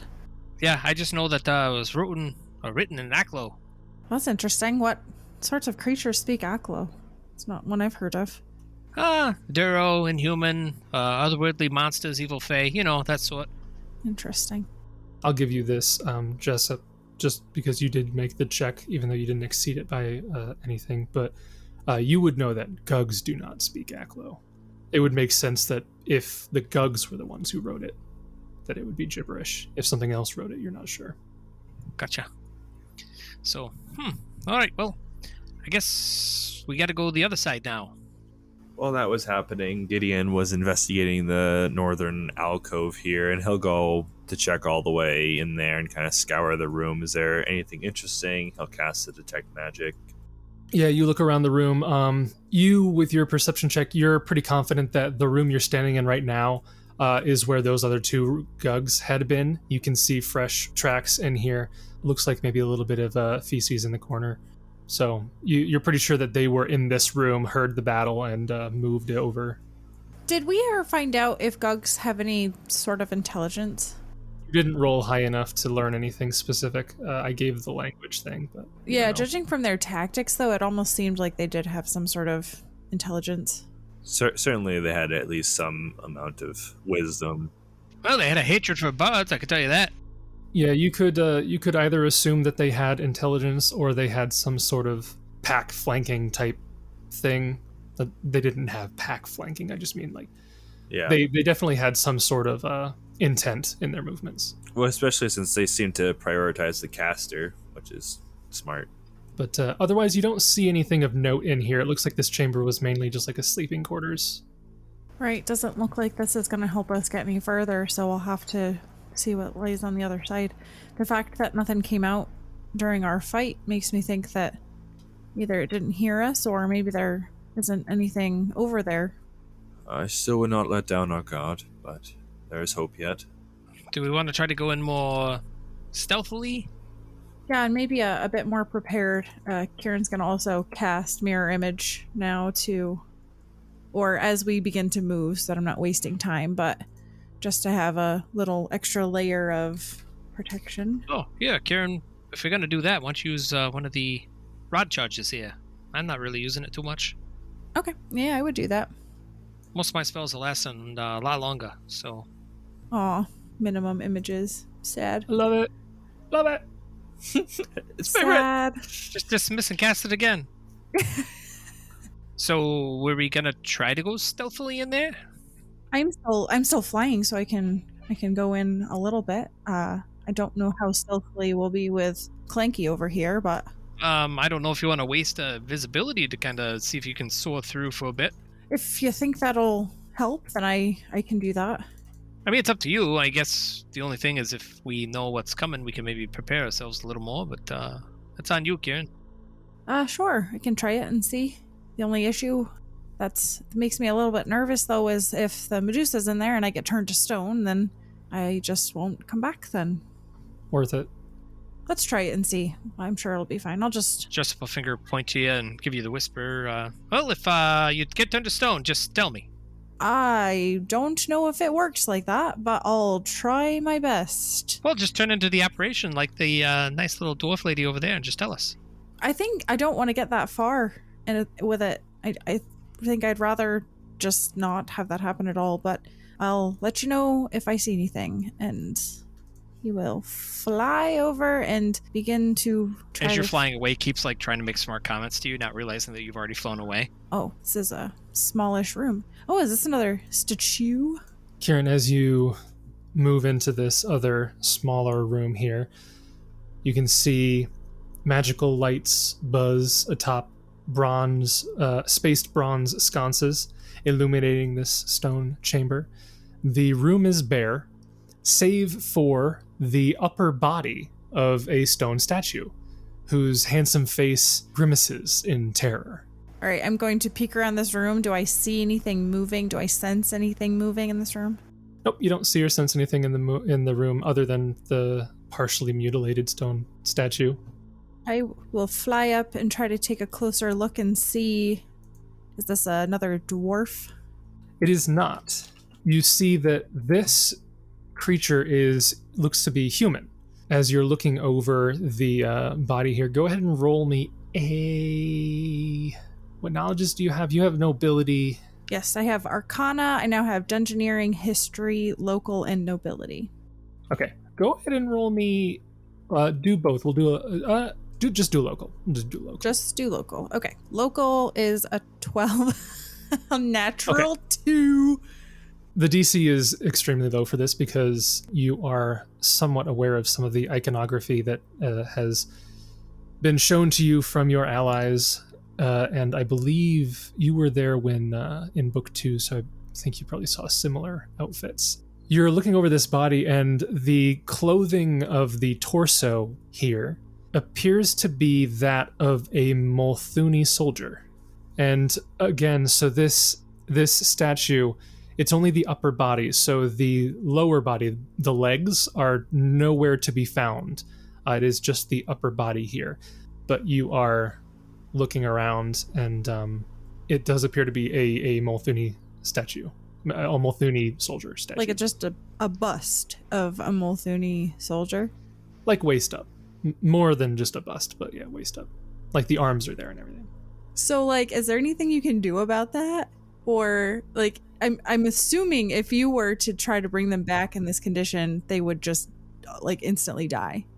No, Resurrect says you only need a piece of the body, right? Like you don't have to have the whole body. Like Resurrection, you don't have to have you're the saying whole like... No, body. yeah, you could resurrect them for sure, yeah. Yeah. Okay, But yeah. she's asking like they would die if you tried to just like If you did stone like to a flesh stone to flesh, like they would just like bleed out and die because they don't have legs. Yes. So generally how this works is that you can, if you are able to find the other pieces, you can just put them together and then cast stone to flesh, and that will work. I believe that's actually explicitly noted in the spell that you can do that. You don't see those pieces here at the moment, though. Okay, so I look around. I don't see legs in this room. No. And we haven't seen any legs in other rooms. No. We use the legs from the female dwarf for it. Go ahead. That would be awesome. It's like a human that now is like 4 feet tall. But it's he's got a lower female dwarven body and a male that'd be Go ahead and roll me a stealth check. Okay, so this will be with a plus. considering that I'm moving right now. Yeah, as you're moving into the chamber, yeah. This would be Okay. as you entered. So yeah. with a plus 20. Oh, wow. Okay, so 19 plus 20, so 39.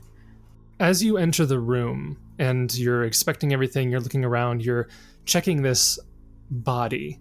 After a few moments, you hear a voice and you see an ethereal form come out from the stone. And it begins to look around, and the form says, "I thought I heard something enter here. I can't see you, but I know you're here. Show yourself." Kieran immediately dispels the invisibility. The figure sees you and says, "I wasn't expecting you. You're not a dwarf." I can't say I was expecting you either. "What's your business here?" We're looking for items that are here, or stolen from here. "Oh, yes. Well, I suppose I could tell you what happened. I was a part of a commando unit sent here by Multhune. We were contracted to pilfer a particular item from the dwarves here, and we were able to succeed, my comrades, but I unfortunately was caught by the gaze of a particularly vicious Medusa. She had been, I guess, betrayed by her betters and was in a foul mood. We managed to procure the artifact and escape, but I was left behind when she caught me in her gaze, and I've been here ever since." What happened to your legs? "Oh, that was an unlucky bit there. I was mid-run when she caught me, trying to follow my comrades, and as I turned to stone, my momentum carried me forward, and I shattered as I fell on the ground. I couldn't tell you where my legs have gone, though." What is your name? "My name is Eustachius Tondier." Is that really your name? The figure kind of squints at you and says, "Of course it is." That's not the name I know you by. "I apologize. My memories are foggy. I don't recall you. Do we know each other?" I should hope so. I'm Reese. The figure kind of squints for a bit, and then after a little bit, it seems like recognition strikes the figure. Says, "Yes, of course, yes, Reese, yes. It's been quite some time." Kieran's going to move around the corner just to take cover, I guess. What are you doing here? Why are you in Krakadan? It's as I said, I was part of a commando unit sent here by Tildas. Doing what? We were trying to get a particular artifact from this place. So it's true what they said? Of course it's true. He sent people here to steal from the dwarves? His artifact is extremely powerful. It could be of great use. This is a mess. You've been gone for so long. It's good to see you, though. Yes, it's good to see you as well. Even though you're not really you, I suppose. Listen, I'll figure this out. We'll find your legs. We'll get you back. But you have to. I'm not sure there's any need for that at this point. No, I'm going to do it. I can't lose another brother. I suppose if you insist, but I would warn against it. I'm sure my legs are here somewhere, but it's a dangerous place, and at this point it's probably best that you just bring some dwarves here instead, have this place cleared out. That's not going to happen. We're going to take care of it. I've had a lot of time to think here, and I think I've concluded that what we did was wrong. There's so much that we've done that's wrong, Raiden. So much. I think it would be best if we simply confessed. If we brought the dwarves here, I could tell them what happened, and Perhaps that would get this all over with, relieve this guilt that I've been stuck with for years. Maybe then I could move on. No, that's not going to happen. No. You're not going to be locked up in some Cragadan prison cell for the rest of your life. I'm not letting that happen, alright? I'm gonna fix this. I will get you back. More my spirit. I'm going to fix this. So don't you dare move on or tell me you're moving on. That's not gonna happen. You're gonna get out of here. I promise. But if the others... I'm with a group of people. It's a long story. I don't have time to speak it. I've got to get back to them and report. But you cannot tell them anything, alright? We don't know each other. Alright? I've already been here too long. I can't stay and talk. Of course. But I'm gonna fix this. I promise. Just hold out a little bit longer. I will bring you back. And do not confess anything. Alright? I'm gonna get you out of here. Somehow. The figure nods. Alright. And it melds back into the stone. Kieran, tries to still his shaking hands. Just staring at this statue. And he takes a deep breath, and then he will fly back out of this room and go back and say, alright, well, there's another statue in there of a human man this time, it looks like, but he's in rough shape. I can tell from the clothing that it appears he might be from Multhune, I suppose. He's missing his legs. I spent some time trying to search around in there for him, but I can't find him anywhere, so if you see a pair of legs lying around, might come in handy. Was that all that was there? Yeah, just the statue and no legs. I didn't see anything else in there.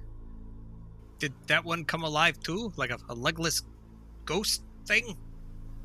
It did, yeah, actually. Had a short conversation with it. I bet. Sorry. Was a Multhune soldier on an expedition. Well, it's probably better you talking than me, because I don't know if I'm in the mood to really talk to any Multhunes today. Yeah, Gideon's brow furrows. So, Multhune soldier was here. It appears so. His name was Eustace something or other. I don't know. He said it really fast. It was kind of complicated. Well, I guess I give him props. I wouldn't have thought that any real human would have made it through here. I mean, to go through the Darklands? Crazy. Yeah, honestly, I have no idea how he got here. He didn't get into it. But he said that he obviously fell to the same gaze attack as the Medusa. He wanted me to go get the dwarves and bring him back here, but I think we've got to clear this out before any of the dwarves are going to come in here. We should make sure it's safe, yes.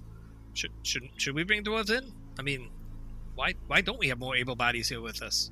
Honestly, I have no idea. I don't know. It seems like they might be scared of this place. It's been shut up for so long. I'm scared of this place. Right. I am too, actually. So probably the sooner we can clear this place out, the sooner we can leave. And like I said, if you find any human-sized legs made of stone lying around here, I think we would do well to bring that fellow back along with the dwarf if we can. Of course, Kieran. But stow your fears. Milani and Torag protect us, not to mention the Inheritor. Oh, there's an here too. The gods watch over us. We'll be fine. Well, I guess let's go up here then. So, I guess since Kieran's invisibility's gone, no more real true sneaky. Right, yeah, that... I guess actually, Jason, would my mirror images have been gone? I don't know if we were talking for 12 minutes. I mean, that's 20 minutes now. Oh, no, you're right. Oh, yeah, it would be like 21 minutes. 20 Yeah, they're probably minutes. still up for now. Okay, because that was longer. All right. Sense motive on Kieran real quick, though. Does Gideon notice if he seems off, like more off than normal? Inclusive, edgy? That's Kieran. I think he might seem a little shaky, but also just being in this place, he was kind of uncomfortable before. So, yeah. I'm not sure if Gideon will think anything of it or not. As you approach this other room, you look in and you see crude tunneling is kind of chipped away at some of the corner of this chamber as well. You can see that it appears to be linked to another chamber to the north of it, And now that you've kind of been in here, you're getting a sense that this is a sort of symmetrical sort of situation going on here. You see smashed ceramics line the floor of this chamber in front of you, which would make everything difficult terrain. A 10-foot wide hallway, of course, as I said, connects to the north, and it is, again, difficult terrain in the entirety of the room in front of you. The hallway is fine, but once you get into the actual room, it would be difficult terrain from all of the smashed rubble and ceramic. You don't immediately see any creatures in here. You can roll a stealth check as you enter the room, though. Just Gideon or all of us? Whoever's making their way into the room. Okay. Okay, never mind. Don't worry about it. Never mind. -1, Gideon. He announces himself as he enters. You can roll a perception check if you want to. Gideon, ever stand, and I shall not falter, as he enters the room. Actually, Gideon, no. The gods protect me. I rolled a 21 perception. All right. So Gideon, you hear movement in the chamber above as you get there. Presumably your presence has been heard, as coming out from that chamber, I'll reveal the northern chamber, but they would be moving towards you as well. But we will have everybody roll for initiative first. Okay, so Gideon with an 8, love it. Oran with a 6, love it. Gosh, natural 1. Why do we suck, Gideon? Why? Yuck. Even my initiative was not good. Hey, these guys actually rolled good. Nice. All right. Then in the top of round 1, Red is going to move up here and get all the way over to here to put some space in, and is going to make one attack against you, Gideon. You are flat-footed. Yes. But I don't think a 25 will hit even against your flat-footed. Nope. He catches it in his shield. Yeah, that brings us immediately to Jessup. Jessup, you see in front of you a Gug coming out of nowhere. Ah, another one of them. Jessup immediately takes a look behind him just to make sure one's not skulking there. 5 more behind him. Oh, crap biscuits. Inspire courage. All right. Swift action, inspire courage on everybody. Yes.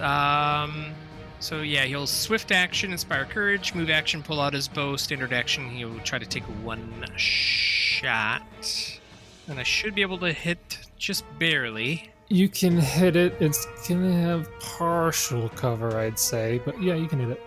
Well, the roll will determine that. I think I hit it. Yep, 31 will hit it. Because it's not in melee. Oh, was I 30 feet away? I forgot to see if I was point blank. I don't think so. No. Okay. But even still, that's well over what you need even with cover. I didn't even have my Inspire Courage on. What a noob. All right, so my damage will have Inspire Courage on, though. Yes. 9 points of damage. All right. And that's your turn? 5-foot step. He needs to get Oran some room. The other Gug is going to go and move here. That is going to be a miss. Blue is going to miss you, Gideon. Brings us to Kieran. Oh boy. All right, Kieran will... So I would say fly might be over. Okay, that's fair. Mirror image, I'd say, would still be up because you extended that, but the other minutes per level are probably gone. Okay, that's 10 minutes fair. per level or more is fine. All right. Kieran will... I guess he will just attack with his glaive, but he will provoke to get into... Well, actually, because I'm in melee range right now, right? No. No, I mean, he's in melee range with me. Oh. Like, he can hit me, so whatever I do is going to provoke. Can he? I honestly don't think so. Because okay. So they have 15 feet of reach, but they're not huge sized, so their area is a little bit different than what it would normally be for a creature with 15-foot reach, and I don't think he can hit you from where you're at. Oh, okay. All right. Well, then, I will cast a spell. I will cast a Scorching Ray at him. I'll send both rays at him. At Blue? Yeah, Blue. So, Scorching Ray. So that's the damage, but I have to hit first. So ranged, I have a 21 range touch and a 17 range touch. Both of those will hit. All right, so 16, 15 fire and 11 fire. So a total of 26 to Blue. Gotcha. And then I will 5-foot step Can you 5 foot step into difficult terrain? Oh, I'm sorry. I didn't realize that was difficult terrain. Then I think you can 5 will. foot step out of difficult terrain. Yeah, I think forgot that it was all difficult terrain. So I will actually, this is probably foolish, but again, I don't want to clog this area up. So I will move action, move into the room and just provoke. I guess I could roll. Well, I'm not going to roll acrobatics because then I would be barely moving. So I'll just do my 15 feet of movement into difficult terrain and have him attack me. Yep, it'll take 1 attack at you. Not a great roll, 20 to hit. That will not hit, but it is within 5. Oh, okay. So Worth it. 1 image down. Worth it. That'll bring us to Gideon. So you said it's difficult terrain where he's standing. It's difficult terrain, yes. So it doesn't come up anyway, but I am curious. If you 5 foot step, that means that you couldn't activate a quick runner shirt? Is that how that would technically interact since it's as a move action? I was just curious, or an additional move action. Yeah, it's a weird interaction. I think technically speaking, it's the 5 foot step rule that says you can't do this and move on the same turn. Correct. So probably not, because this just says you get a move action to move. And it's not the move action rules that say one or the other, it's the 5 foot step rule. So I don't think the item would affect the 5 foot step limitation. So yeah, it was just interesting. It was just a weird thing because I was thinking about 5 foot stepping back, casting some buffs, and then quick runner shirt back in, and then I realized, wait a minute, that might not be possible. But well, it's definitely not possible because you're in difficult terrain and you can't. But I meant like even larger, it might not be possible. I don't think so. We can look into that if you want, but I don't think so. I don't think so either. I'm not worried about it. It was just interesting. So we're going to. No matter where I move, I'm going to end up provoking, and it's difficult terrain. So, difficult terrain, no haste. Wow. I know, it's fun. Jessup, just so you're aware, you can haste the enemies. All right, everybody just needs to stop. I threw good hope on him for it too, huh? Yeah, this is awful. But we'll every time you guys say haste, I'm gonna haste the enemies instead. We'll move in to blue. I think provoking from red. That'll provoke from both of them, yes. Oh, combat reflexes. I never got to use it before, but yes. Yeah, their 4 arms seem to allow them to make many attacks. That's gonna miss with a natural 4, and only a 29 is still gonna miss. Well, their 4 arms weren't strong enough. And he'll go ahead and do an invocation of destruction. Okay, move action, swift action. You have a standard. Nope. Move action, no, move action. Move action. Oh, okay. And finally, we have Mr. Natural 1 Oran. That's me. Charge! Correct me if I'm wrong. Can you charge through difficult terrain? You cannot. So just There's no getting things past you, Jason.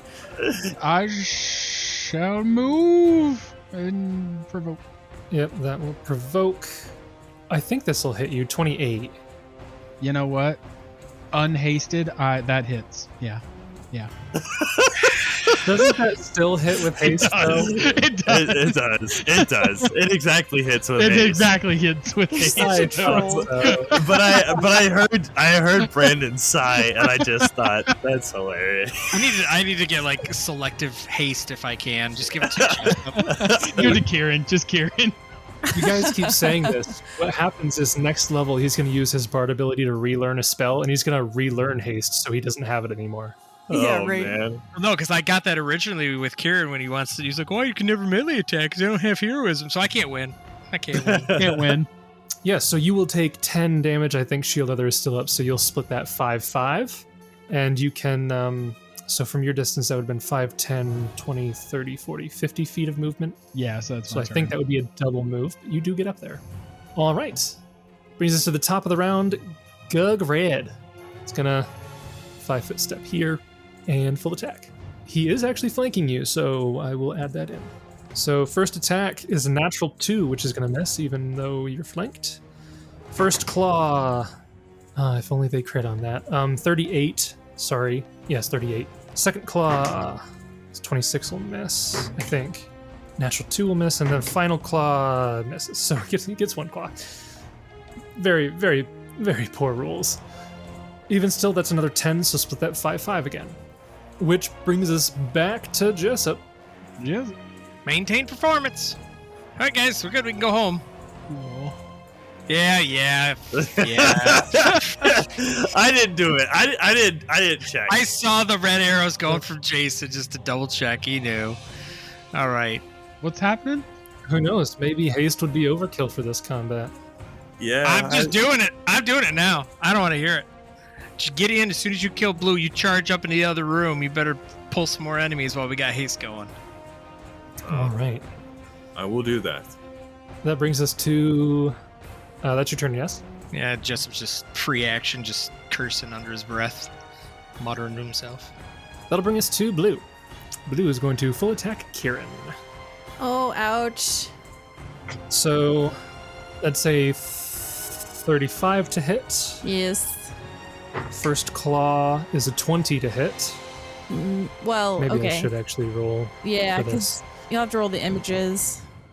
I was going to do them all at once, but... So 1d4. So the bite will get rid of an image. The first claw will get rid of another image. Yes. Or does it, because you're hasted, does it still get within 5? My AC is 25, so yes. Okay, so yes. So that was the bite and the first claw. Okay, so second claw, natural 1, natural 20. So that's the third claw is the natural 20. To confirm is a 21 to confirm. So it does not confirm. And it's a D, what now? D2? D2. That's not how you do that at all. Okay, so that one will hit you, Ouch. and you'll take 9 points of damage. Oh, that's right, because it's not a critical. Okay. And the final claw is a 27, which might hit Yes. as the image. So, All right, so I'm out of images. and then it is going to 5-foot step back here because it's difficult terrain. So screw you. Yeah, that's gonna really suck because we only get 1 attack They off. can 5-foot step in difficult terrain. It appears that they are totally unhindered. Yes. Those stinkers. That'll bring us to Kieran. Okay, then Kieran will, I suppose, cast a lightning bolt defensively. You Noob. can't. That's the first time you've done it. You can't sound that sad. You actually, you would have to cast it defensively, wouldn't you? Yeah, I figured as much. So this will be a +4. I don't think, well, +4, so 26. So that should pass for a level That 3 should do it. still. So lightning bolt, I need a reflex save. Which one you shooting? Is that blue, red, blue? This is at blue, Red, so blue. sorry. At blue. Blue. Yep. Blue. Reflex save for blue. Yep. DC 17. Natural 19 for a 20 something. Okay, so that will be 18 electricity damage. 18 electricity to blue. Okay. Yep, and I'll just stay where I'm at so I don't provoke further. Sounds good. That brings us to Gideon. Them moving is such an annoying thing. I love it. I bet you do. So what we're I gonna find it comical. I bet you do. So what we're gonna do is cast defensively, compel Alright. hostility. A will save, you say? Well, it won't matter yet. Oh, okay. Never mind. And we'll move there. That's gonna provoke. Yep. Only for blue. It was on a really good number, and then it stopped being that number. That'll miss. Okay. And that's your turn. Yeah. All right, Oran. I do be hasting though. You be. All right. The 42 will hit. The 35 will confirm. And the 24s will both exactly hit your target. Taste my squeaky hammer. 40 plus 22 is 62 points of damage to red. That brings us to the top of round 3.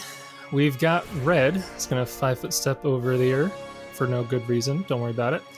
And is going to full attack you, Oran. Hey. So the bite, they are no longer flanking you. Still, that is a 35 on the bite. Yes. A 31 on the first claw. Mm-hmm. A 27 on the second claw, which is... Hey, I'm hasted, so get out of misses. here. A natural 2 on the third claw, and a lower, a 26 on the fourth. So, Nice. One bite, one claw. one bite and 2 claws, was that? I thought that was one bite, one claw. Yes, you're correct. 1 bite, 1 claw. When creatures have 5 attacks, it's hard to...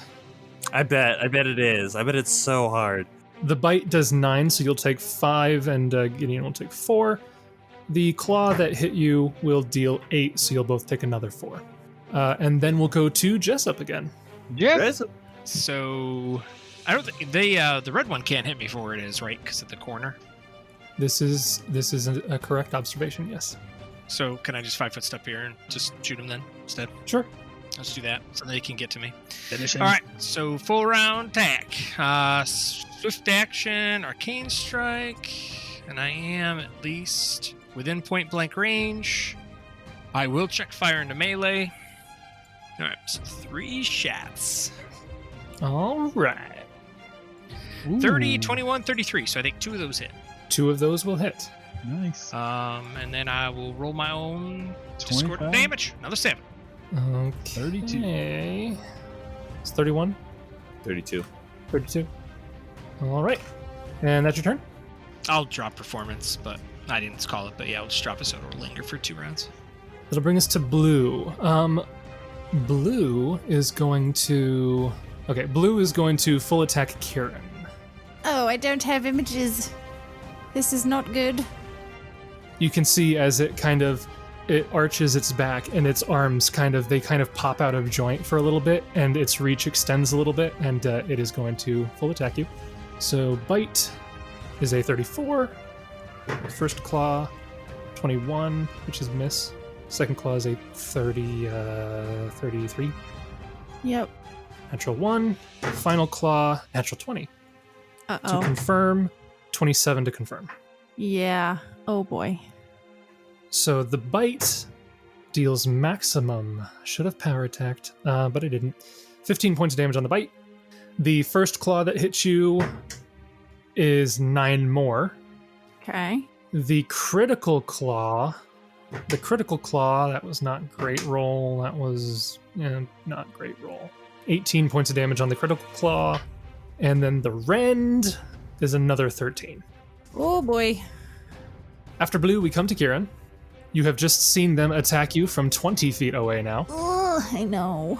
Which, if you kind of picture it in your head, that's absurd. Yeah. Yeah, that's not cool. Like, they're like rubber arms. They're just pouncing out and coming back in. Yeah, I don't like that. So, oh boy, this is tricky because I'm going to potentially provoke no matter what I do.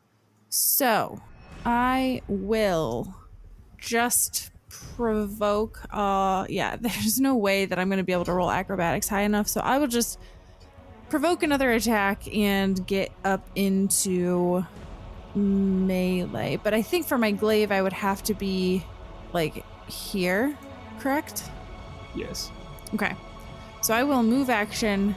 It would effectively be 20 feet to get into melee with my glaive, so you can roll your attack of opportunity. You're trying to say how long that ability lasts for? But no, I believe it lasts for until its next turn. That's not it. I'm just trying to think if the angle is such that the wall would give her cover now that it's moved back. I would say I'm going to say, okay, if you say so. I was about to go the other way, but yeah, whatever.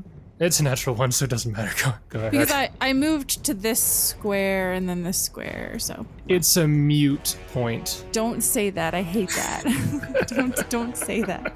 What's wrong with mute points, Sarah? So one attack just don't with talk my about them. It's irregardless. Okay. And I did that on purpose for those listening because that's another word that I hate. The worst. I know. All right, so glaive attack is a natural 1, so that was great. Natural 1 So will miss. We just All that for a nat exchanged one. natural ones. He's a little distracted right now. Okay, he's not focusing very much. It is Gideon's turn. Yeah, it's Gideon's turn. gonna 5-foot step and blast him. All right. I don't have bull's strength because that was minutes, right? Correct. That is in minutes per level, yes. So get that the heck out of here. Both of those will hit 39 and 24. And 37 will also hit. So 14 plus 11 is 25, plus another 11 is 36 damage. All right, that's your turn. Yes. That brings us to Oran. All right, we'll attack red, I guess. All right. 26 will hit, 37 will confirm with a 33. Oh my Wow. goodness. What? Die! Okay. Buddy, it's not fair. Jessup, roll me your discordant voice stuff, or are you too far away? Oh no, I'm No, 30 he feet. stopped it. Does he need it? Oh no, you're right. I lingered. Oh, well, in that case, it requires 2 of your attacks to kill the creature. Oh, okay. Oh, what a waste. That's fine. I prefer to let the third crit just go ahead and go through. Yeah, that's fine. It's unfortunate because what I was going to do on the next turn is I was going to have it 5-foot step and then use lunge to still hit Jessup, even though you guys my thought it was gosh. too far away. Stop I was hitting hoping us. that I could sneak that in there and be like, haha. But I did not, so. I would just like to point out that's my third critical tonight. In this combat, that's my third critical. Yeah. It hasn't been ludicrous because Jason's rolled a couple of natural 20s and stuff, but like That poor red, Right. though. All 3 of them were on him. you're always rolling nats. Like Yeah. it's crazy. All right, so that is your turn, which brings us to Jessup. Jessup, you see that the one there is dead. You don't currently have line of visual on the other. Good job, Oran. Keep it up. So Jessup will go 15 feet in. See that one. Kieran is not flying, correct? No, Kieran's on the ground. Jessup shoots the non-confirmed Malthuni in the back. Okay, all right, all right. That's what you get for being a traitor. You guys don't know It's anything. gonna be real interesting when Oran doesn't resurrect him. Let me tell you, the amount of I wish I did was here, I was feeling was pretty strong. Yeah, I guess I'm just going to move. I'll just ready in action to take a shot if Kieran moves out of the way and I get line of sight. I have so many Okay. questions. Is Kieran's brother also a dragon? It's just a family of dragons. I don't think it was brother in that sense. I think it was like a brother in like the camaraderie sense. Oh, I thought it was like a biological thing. My bad. No, I don't think so. But I don't know because Gideon wasn't there. Yep. So many questions unanswered. Blue's gonna 5-foot step back again, and actually, now that you're in range, yeah, he's gonna go for Kieran again. Kieran's been easier to hit. Stop. No, there's a wall there, Step. so he can't Yeah, through yeah. that wall. So And it's gonna power attack. We'll see how that works for us. So the bite, 28. Yeah. I'm gonna go ahead and ask you to roll me a will save to change the target. That'll be a natural 20 for a 32 on the will save. okay. Gideon's immediate like proceed. It'd have been okay if that had been an attack roll instead, but I will instead Proceed.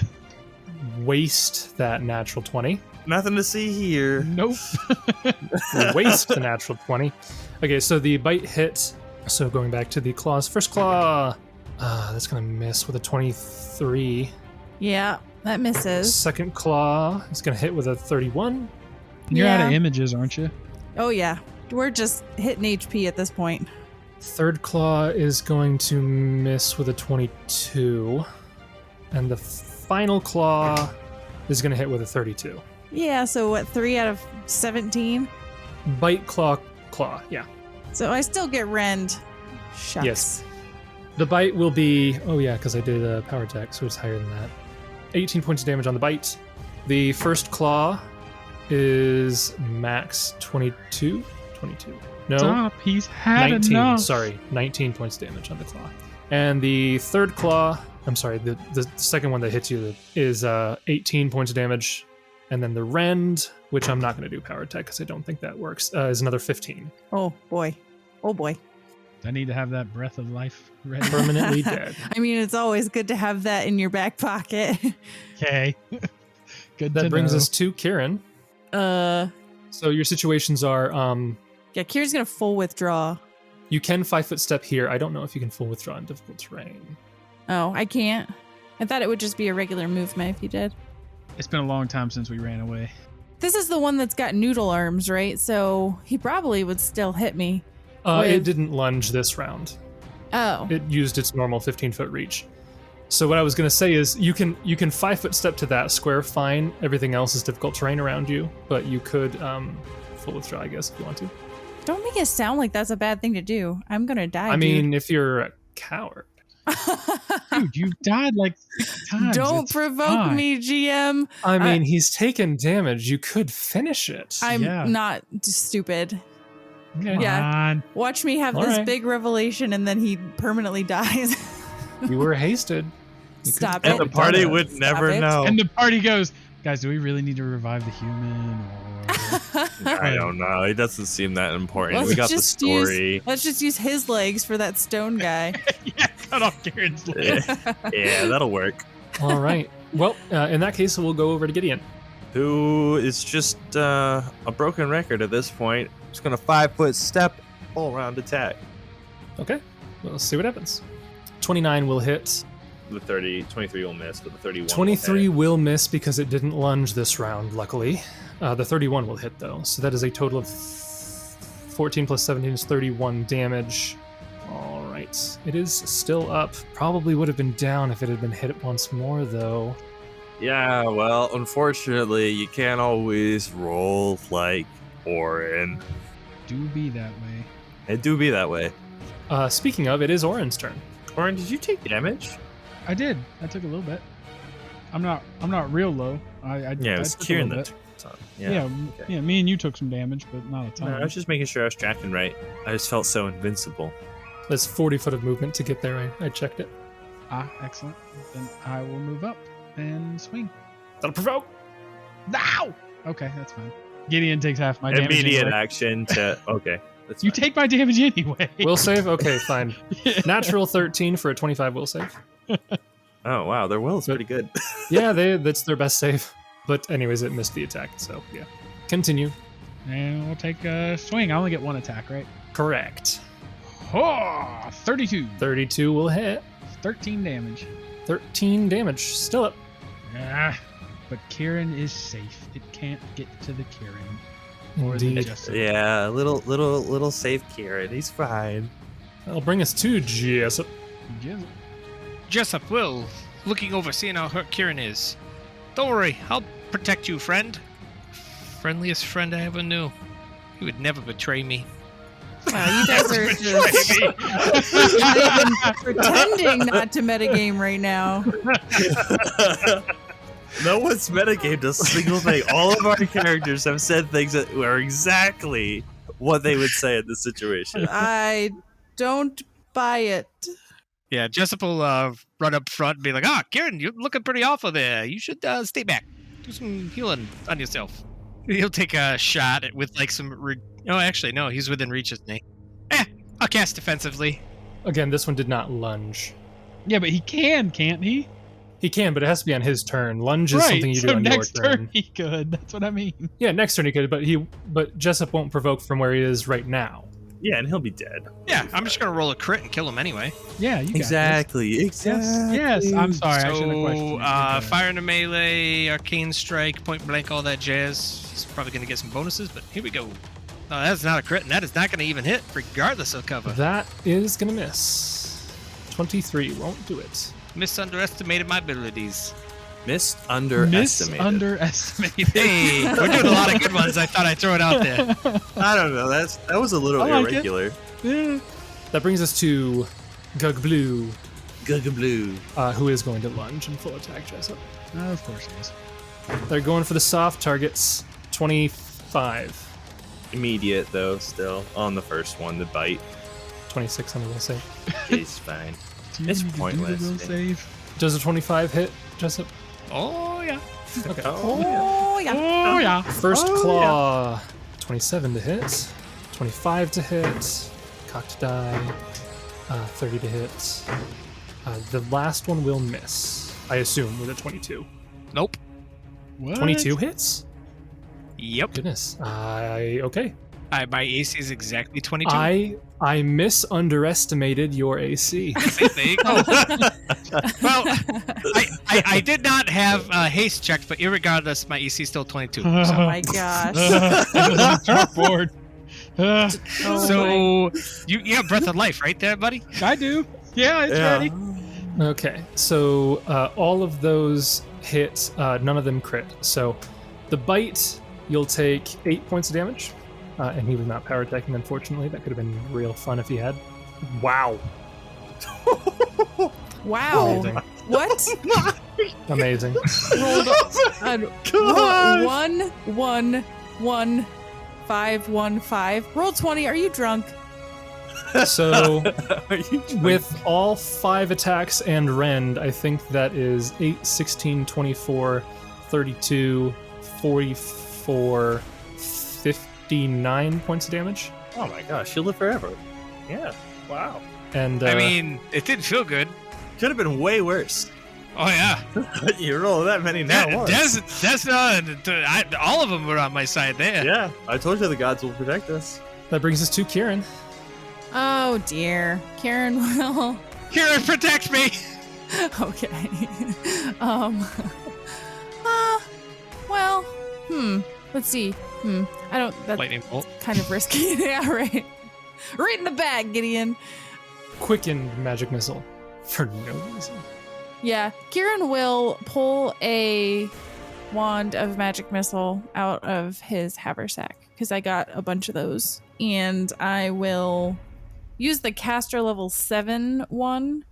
Actually, yeah, I'll use the caster level 7. So that's what, like It would be 3d4 plus 3. 3d4. No, 44 plus 4. Because 4, 1, 3, 44 5, 7. plus Yeah, 4. so 44 plus 4. Okay, so 44 plus 4 is 16. Oh, goodness. Those were some Damage. decent rolls. Yeah. Wow. That puts it down. Oh, That's some decent damage. sniping. Yeah, the battle comes to a close. You're looking around. You don't see any other creatures in the immediate vicinity. Oran, you should tend to their wounds. I'll look ahead. Yeah. I still haven't found that guy's legs, and I have lost my dignity somewhere in this room. If he peers down the corridor, any immediate danger?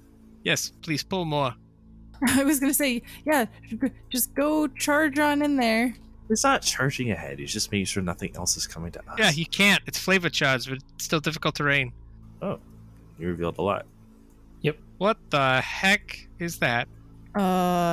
Is that danger? That's a weird looking rainbow. You want me to describe what you see? Yeah. First, tell me any combatants. You don't see any combatants. Okay, now go ahead and describe what we see. So, Gideon, you're looking into this chamber. You see water streams down in thin curtains along the fungi-covered walls of this chamber, forming a long pool at the base. The cave extends to the north out of sight, and it looks like a bit of a... I mean, you can't see from your exact location, but if you were peered around the corner, you'd see it goes to a stunted offshoot abruptly at the southeast there. Again, you see vibrant fungi covering the walls of this chamber, and you see crude pigment lines on the floor that form a series of concentric wriggling circles surrounded by 3 eyes. I'm sorry. Say that again. 3 eyes? Crude pigment lines on the floor form a series of concentric wriggling circles surrounded by 3 eyes. I believe that the eyes are part of the pigment. Got you. So they're like a triangle around it? Yes. I just didn't bother drawing them. Yes. Okay. He'll shout back. I think that we're in the clear. There shouldn't be anything else coming, but there's something weird here, Jessup. And he'll go ahead and cast the old detect magic. Okay. You cast Detect Magic, and go ahead and roll a Spellcraft. Yeah, so once they're all healed up, then I'll do what Gideon needs and go up there and help. 15. 15. The pigment there seems to have some sort of super faint aura, but you're not able to identify anything about it. Okay. I'll just wait for the group. A couple rounds go by. You guys are over there healing. You hear Gideon mention that there's something strange up ahead, but he doesn't see any combatants. You chaps ready to go see what he's got us into, mess-wise? Yeah, I hope it's nothing major, but Gideon. Holy, taste the rainbow. What is that? As you guys follow where Gideon is, you do also see the fungi-covered walls, the thin stream of water coming down in curtains, the pool at the base, and the crude pigment lines on the floor, forming a series of concentric, wriggling circles surrounded by 3 eyes. I really hate the word wriggling. And yeah, you can roll spellcraft if you want. Kieran, do you want to spellcraft and I'll try to chime in with some tidbits? Sure. So spellcraft check is a 30. Okay.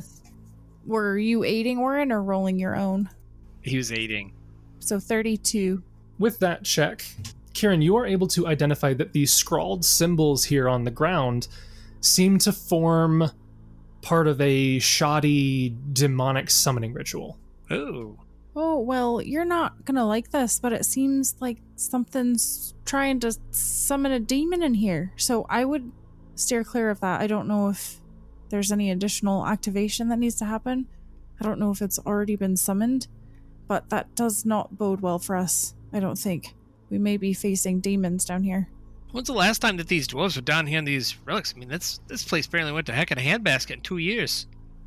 Got some things trying to rip off and chomp off faces, and they got demon summoning rituals. Yeah, it's very odd. I can imagine the Gugs down here, but demons, that seems a bit extreme. Yes, it does. But, in any case, we'll be prepared for what's ahead. Is there anything down this way, Jace? It doesn't appear that there's anything down the offshoot there. You don't see anything around the corner. Yeah, Kieran is going to go as far around that thing as he can to skirt by it. Would I know if there is any way to dispel it?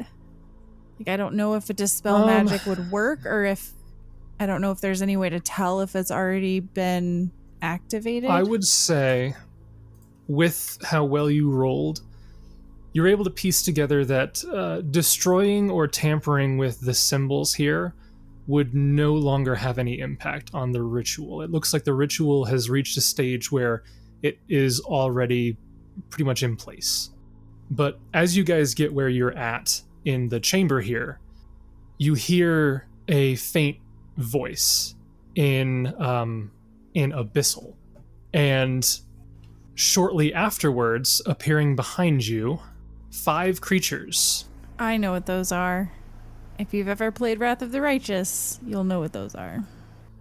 I will say, Kieran, you are certain that they did not stealth up to you. You did not sense any presences with your blind sense, and suddenly they appeared. And with that, I need everybody to immediately roll initiative. This is combat tonight. Oh, let's go! Did you get that 20? Oh, Hey! that is not going to bode well for Jessup. Yes! How the turns have tabled. Yeah, that's right. Okay, get out of here. Oran. Okay. All right, What do whatever. you think you are? You're so cool. Wow. As a cleric, do I have any anti-demon stuff? You better. No. I might Nope. not. Clerics are useless against demons. No demons. Fact. Okay.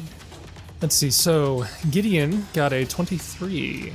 Jessup got a 15. Oran got a 22, and Kieran got a 25. Let me sort that. Are there any conflicts? It does not appear to be the case. So, top of round 1, we have Kieran.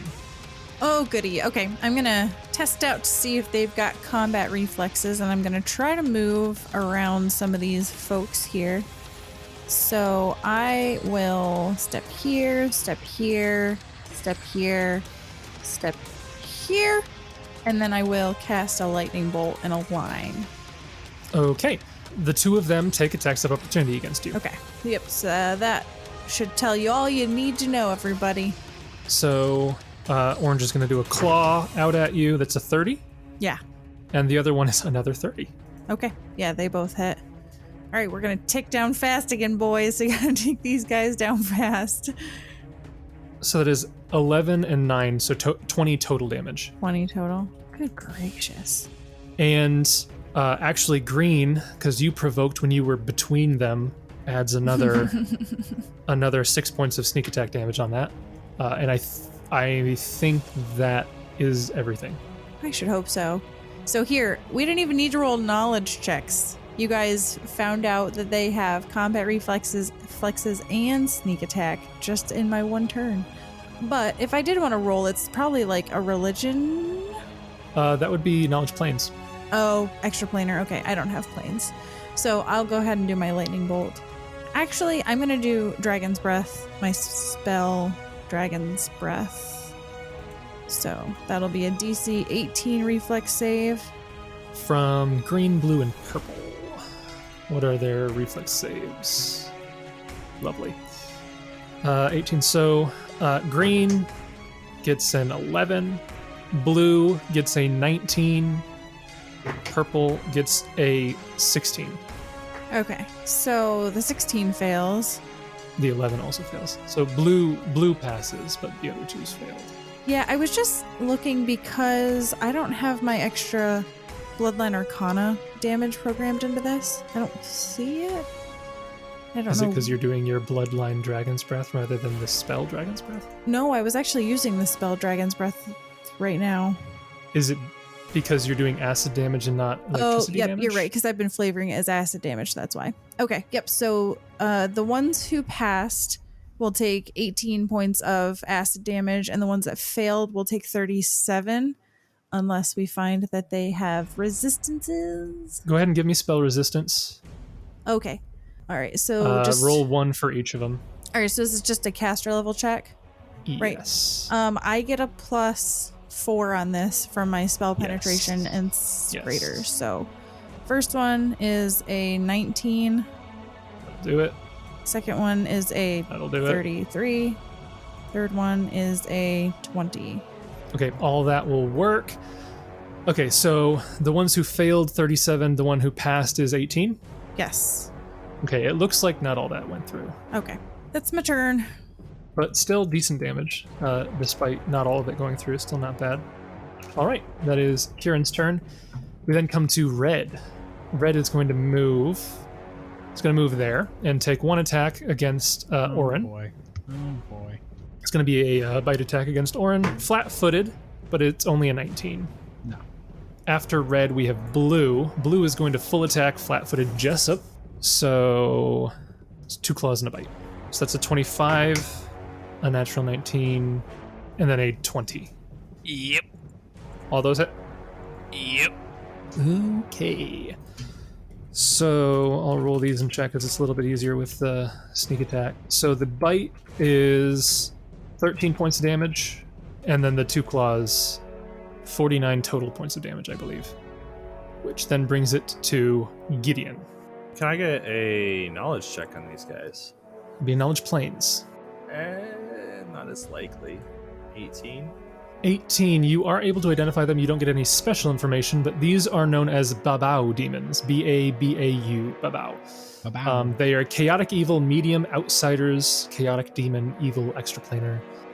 The emaciated figure looks like a horned humanoid skeleton smothered within a bone-tight hide of slimy leather. They are 6 feet tall, but only weigh about 140 pounds. I will Wow. blow it up so you can see him a little bit better. They are razor thin. Yeah. They're wayfish. Wayfish. They're wiry. So I learned something sad about how something works, but that's okay. Would you let me apply holy weapon balm to Jessup's quiver of arrows as a standard action, or no? Probably not. Yeah, I didn't think so, because it's a standard action to add it to a weapon. But then I saw very, very sad news. I didn't realize this. The balm effects immediately end after a successful attack, which makes it kind of worthless. But that's okay. It's 30 gold pieces, so don't expect too much. No, but you could cast it ahead of time if you knew you were fighting them, and then it would have its worth. Yep. But what we'll do is will move into flanking and attack. 39 plus 2 more. 39 will hit red. So 10 points damage? Actually, no. I don't have Inspire Courage or Haste right now, do I? No. Okay, I haven't even gone yet. All right, simmer. Sorry. Simmer Sorry. down. So bring that down by 4. Okay, and regardless, it doesn't do anything. You bounce right off. And in fact, I need you to give me a not a dexterity save, a reflex save. Sure. Oh, nice. Okay. You hit the creature, and you can see that the slime, it looks like it's almost about to eat away at your weapon, but you pull it back quickly enough before any damage is dealt. It looks like they have some sort of slimy coating that is a bit acidic. But otherwise, that is your turn? Yep. Okay. That brings us to Oran. Oran gets to do something new and cool. I'm excited. I'm sorry, Banishment. Gideon and Jessup. Oran is going to use his domain spell, his new level 7 domain spell. Oh, this Didn't is think nice. I'd get to use this that soon, but I like it. Dictum. Uh-oh. Oh, wow. This is amazing. It's a big one.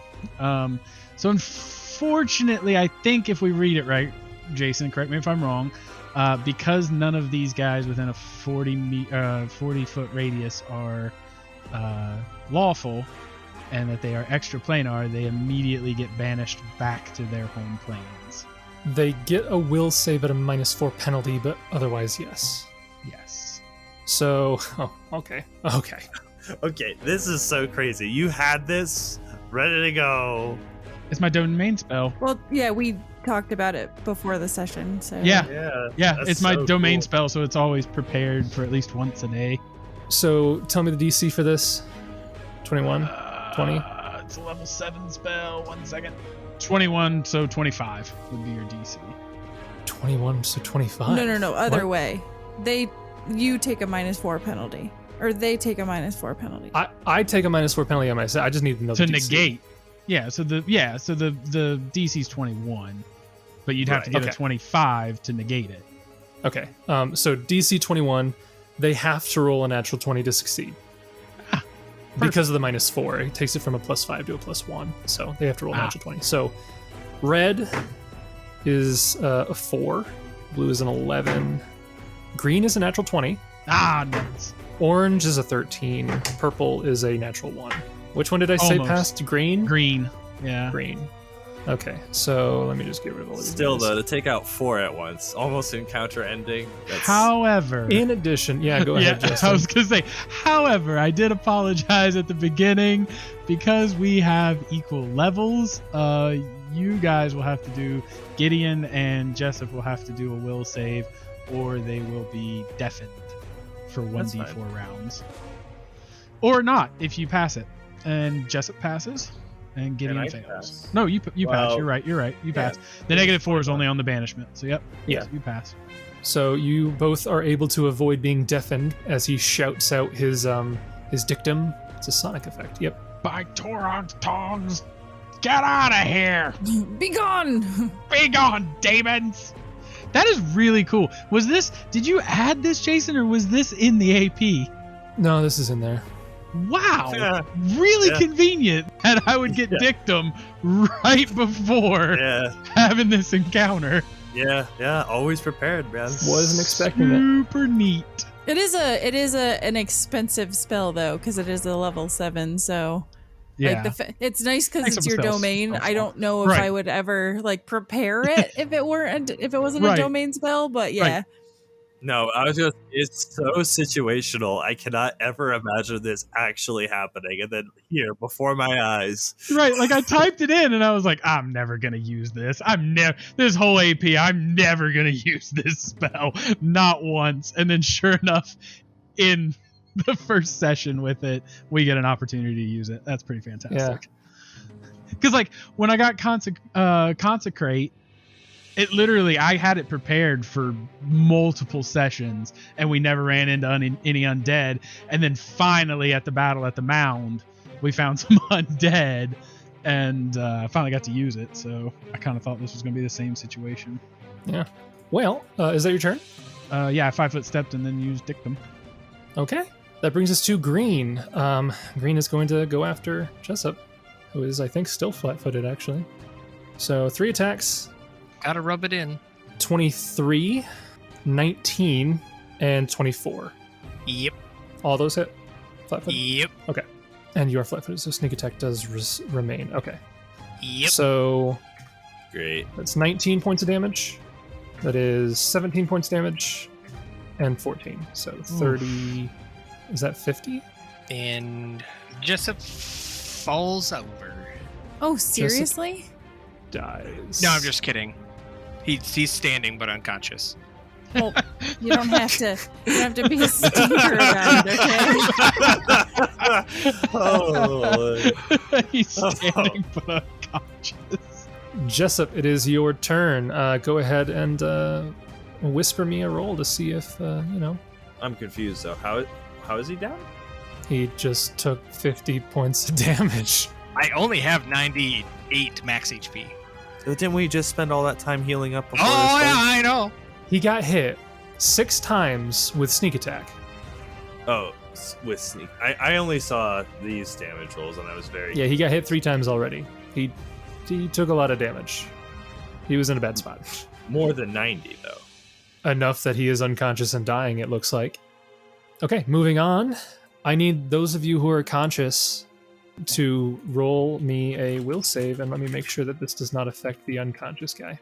Is it a spell? It is a spell. Spell-like ability? Okay, +2. You said a 1 will creature save? per level. It doesn't specify that it has to be dead, so I guess technically it could target a dead creature, yeah?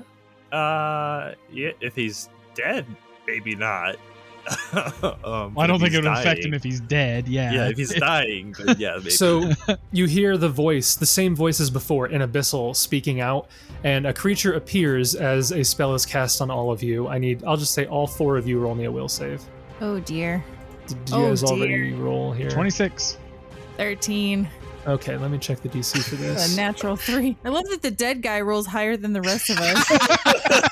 He has the will to live. Okay. I just rolled because Jason told me. Not that it matters. So, Oran and Jessup. So, Oran, nothing seems to happen to you. Jessup, you are not cognizant of any change.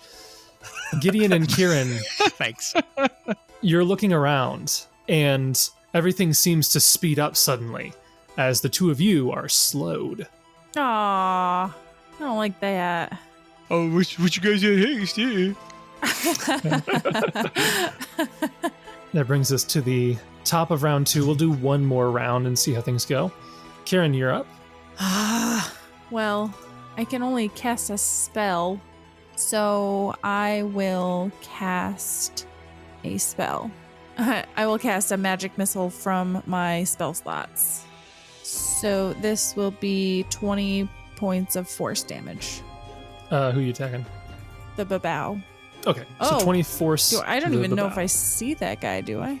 You see him appear out of nowhere as he casts slow on you. I wasn't sure if I had the angle with the wall there, but I guess I would see part of him. All right, yeah, I'll go after the babao. Okay, go ahead and give me spell resistance. Spell resistance. Check. 25. Okay, that'll do. That'll do. And they don't have any resistances to force, so 20 will all go through. Okay, it is still up, but it's definitely took a beating. Can I 5-foot step with a slowed? Or I can't even do that? Well, that is a good question. Probably not, but we'll see. An affected creature moves at a drastically slowed rate. You are staggered. You can take a single move or standard action each turn, but not both, nor can you do a full round action. You take a penalty on your AC attack rolls reflex. A slowed creature moves at half its normal speed, round down to the next 5-foot increment. It doesn't say anything about not being able to do a 5-foot step by the looks of it. Can still take free, swift, and immediate actions. Then I would probably 5-foot step up. Okay. Brings us to Gideon, the other slowed creature. Yeah. Let's do an invocation of healing. All right. Everyone within 30 feet. Aw, not me. Rats.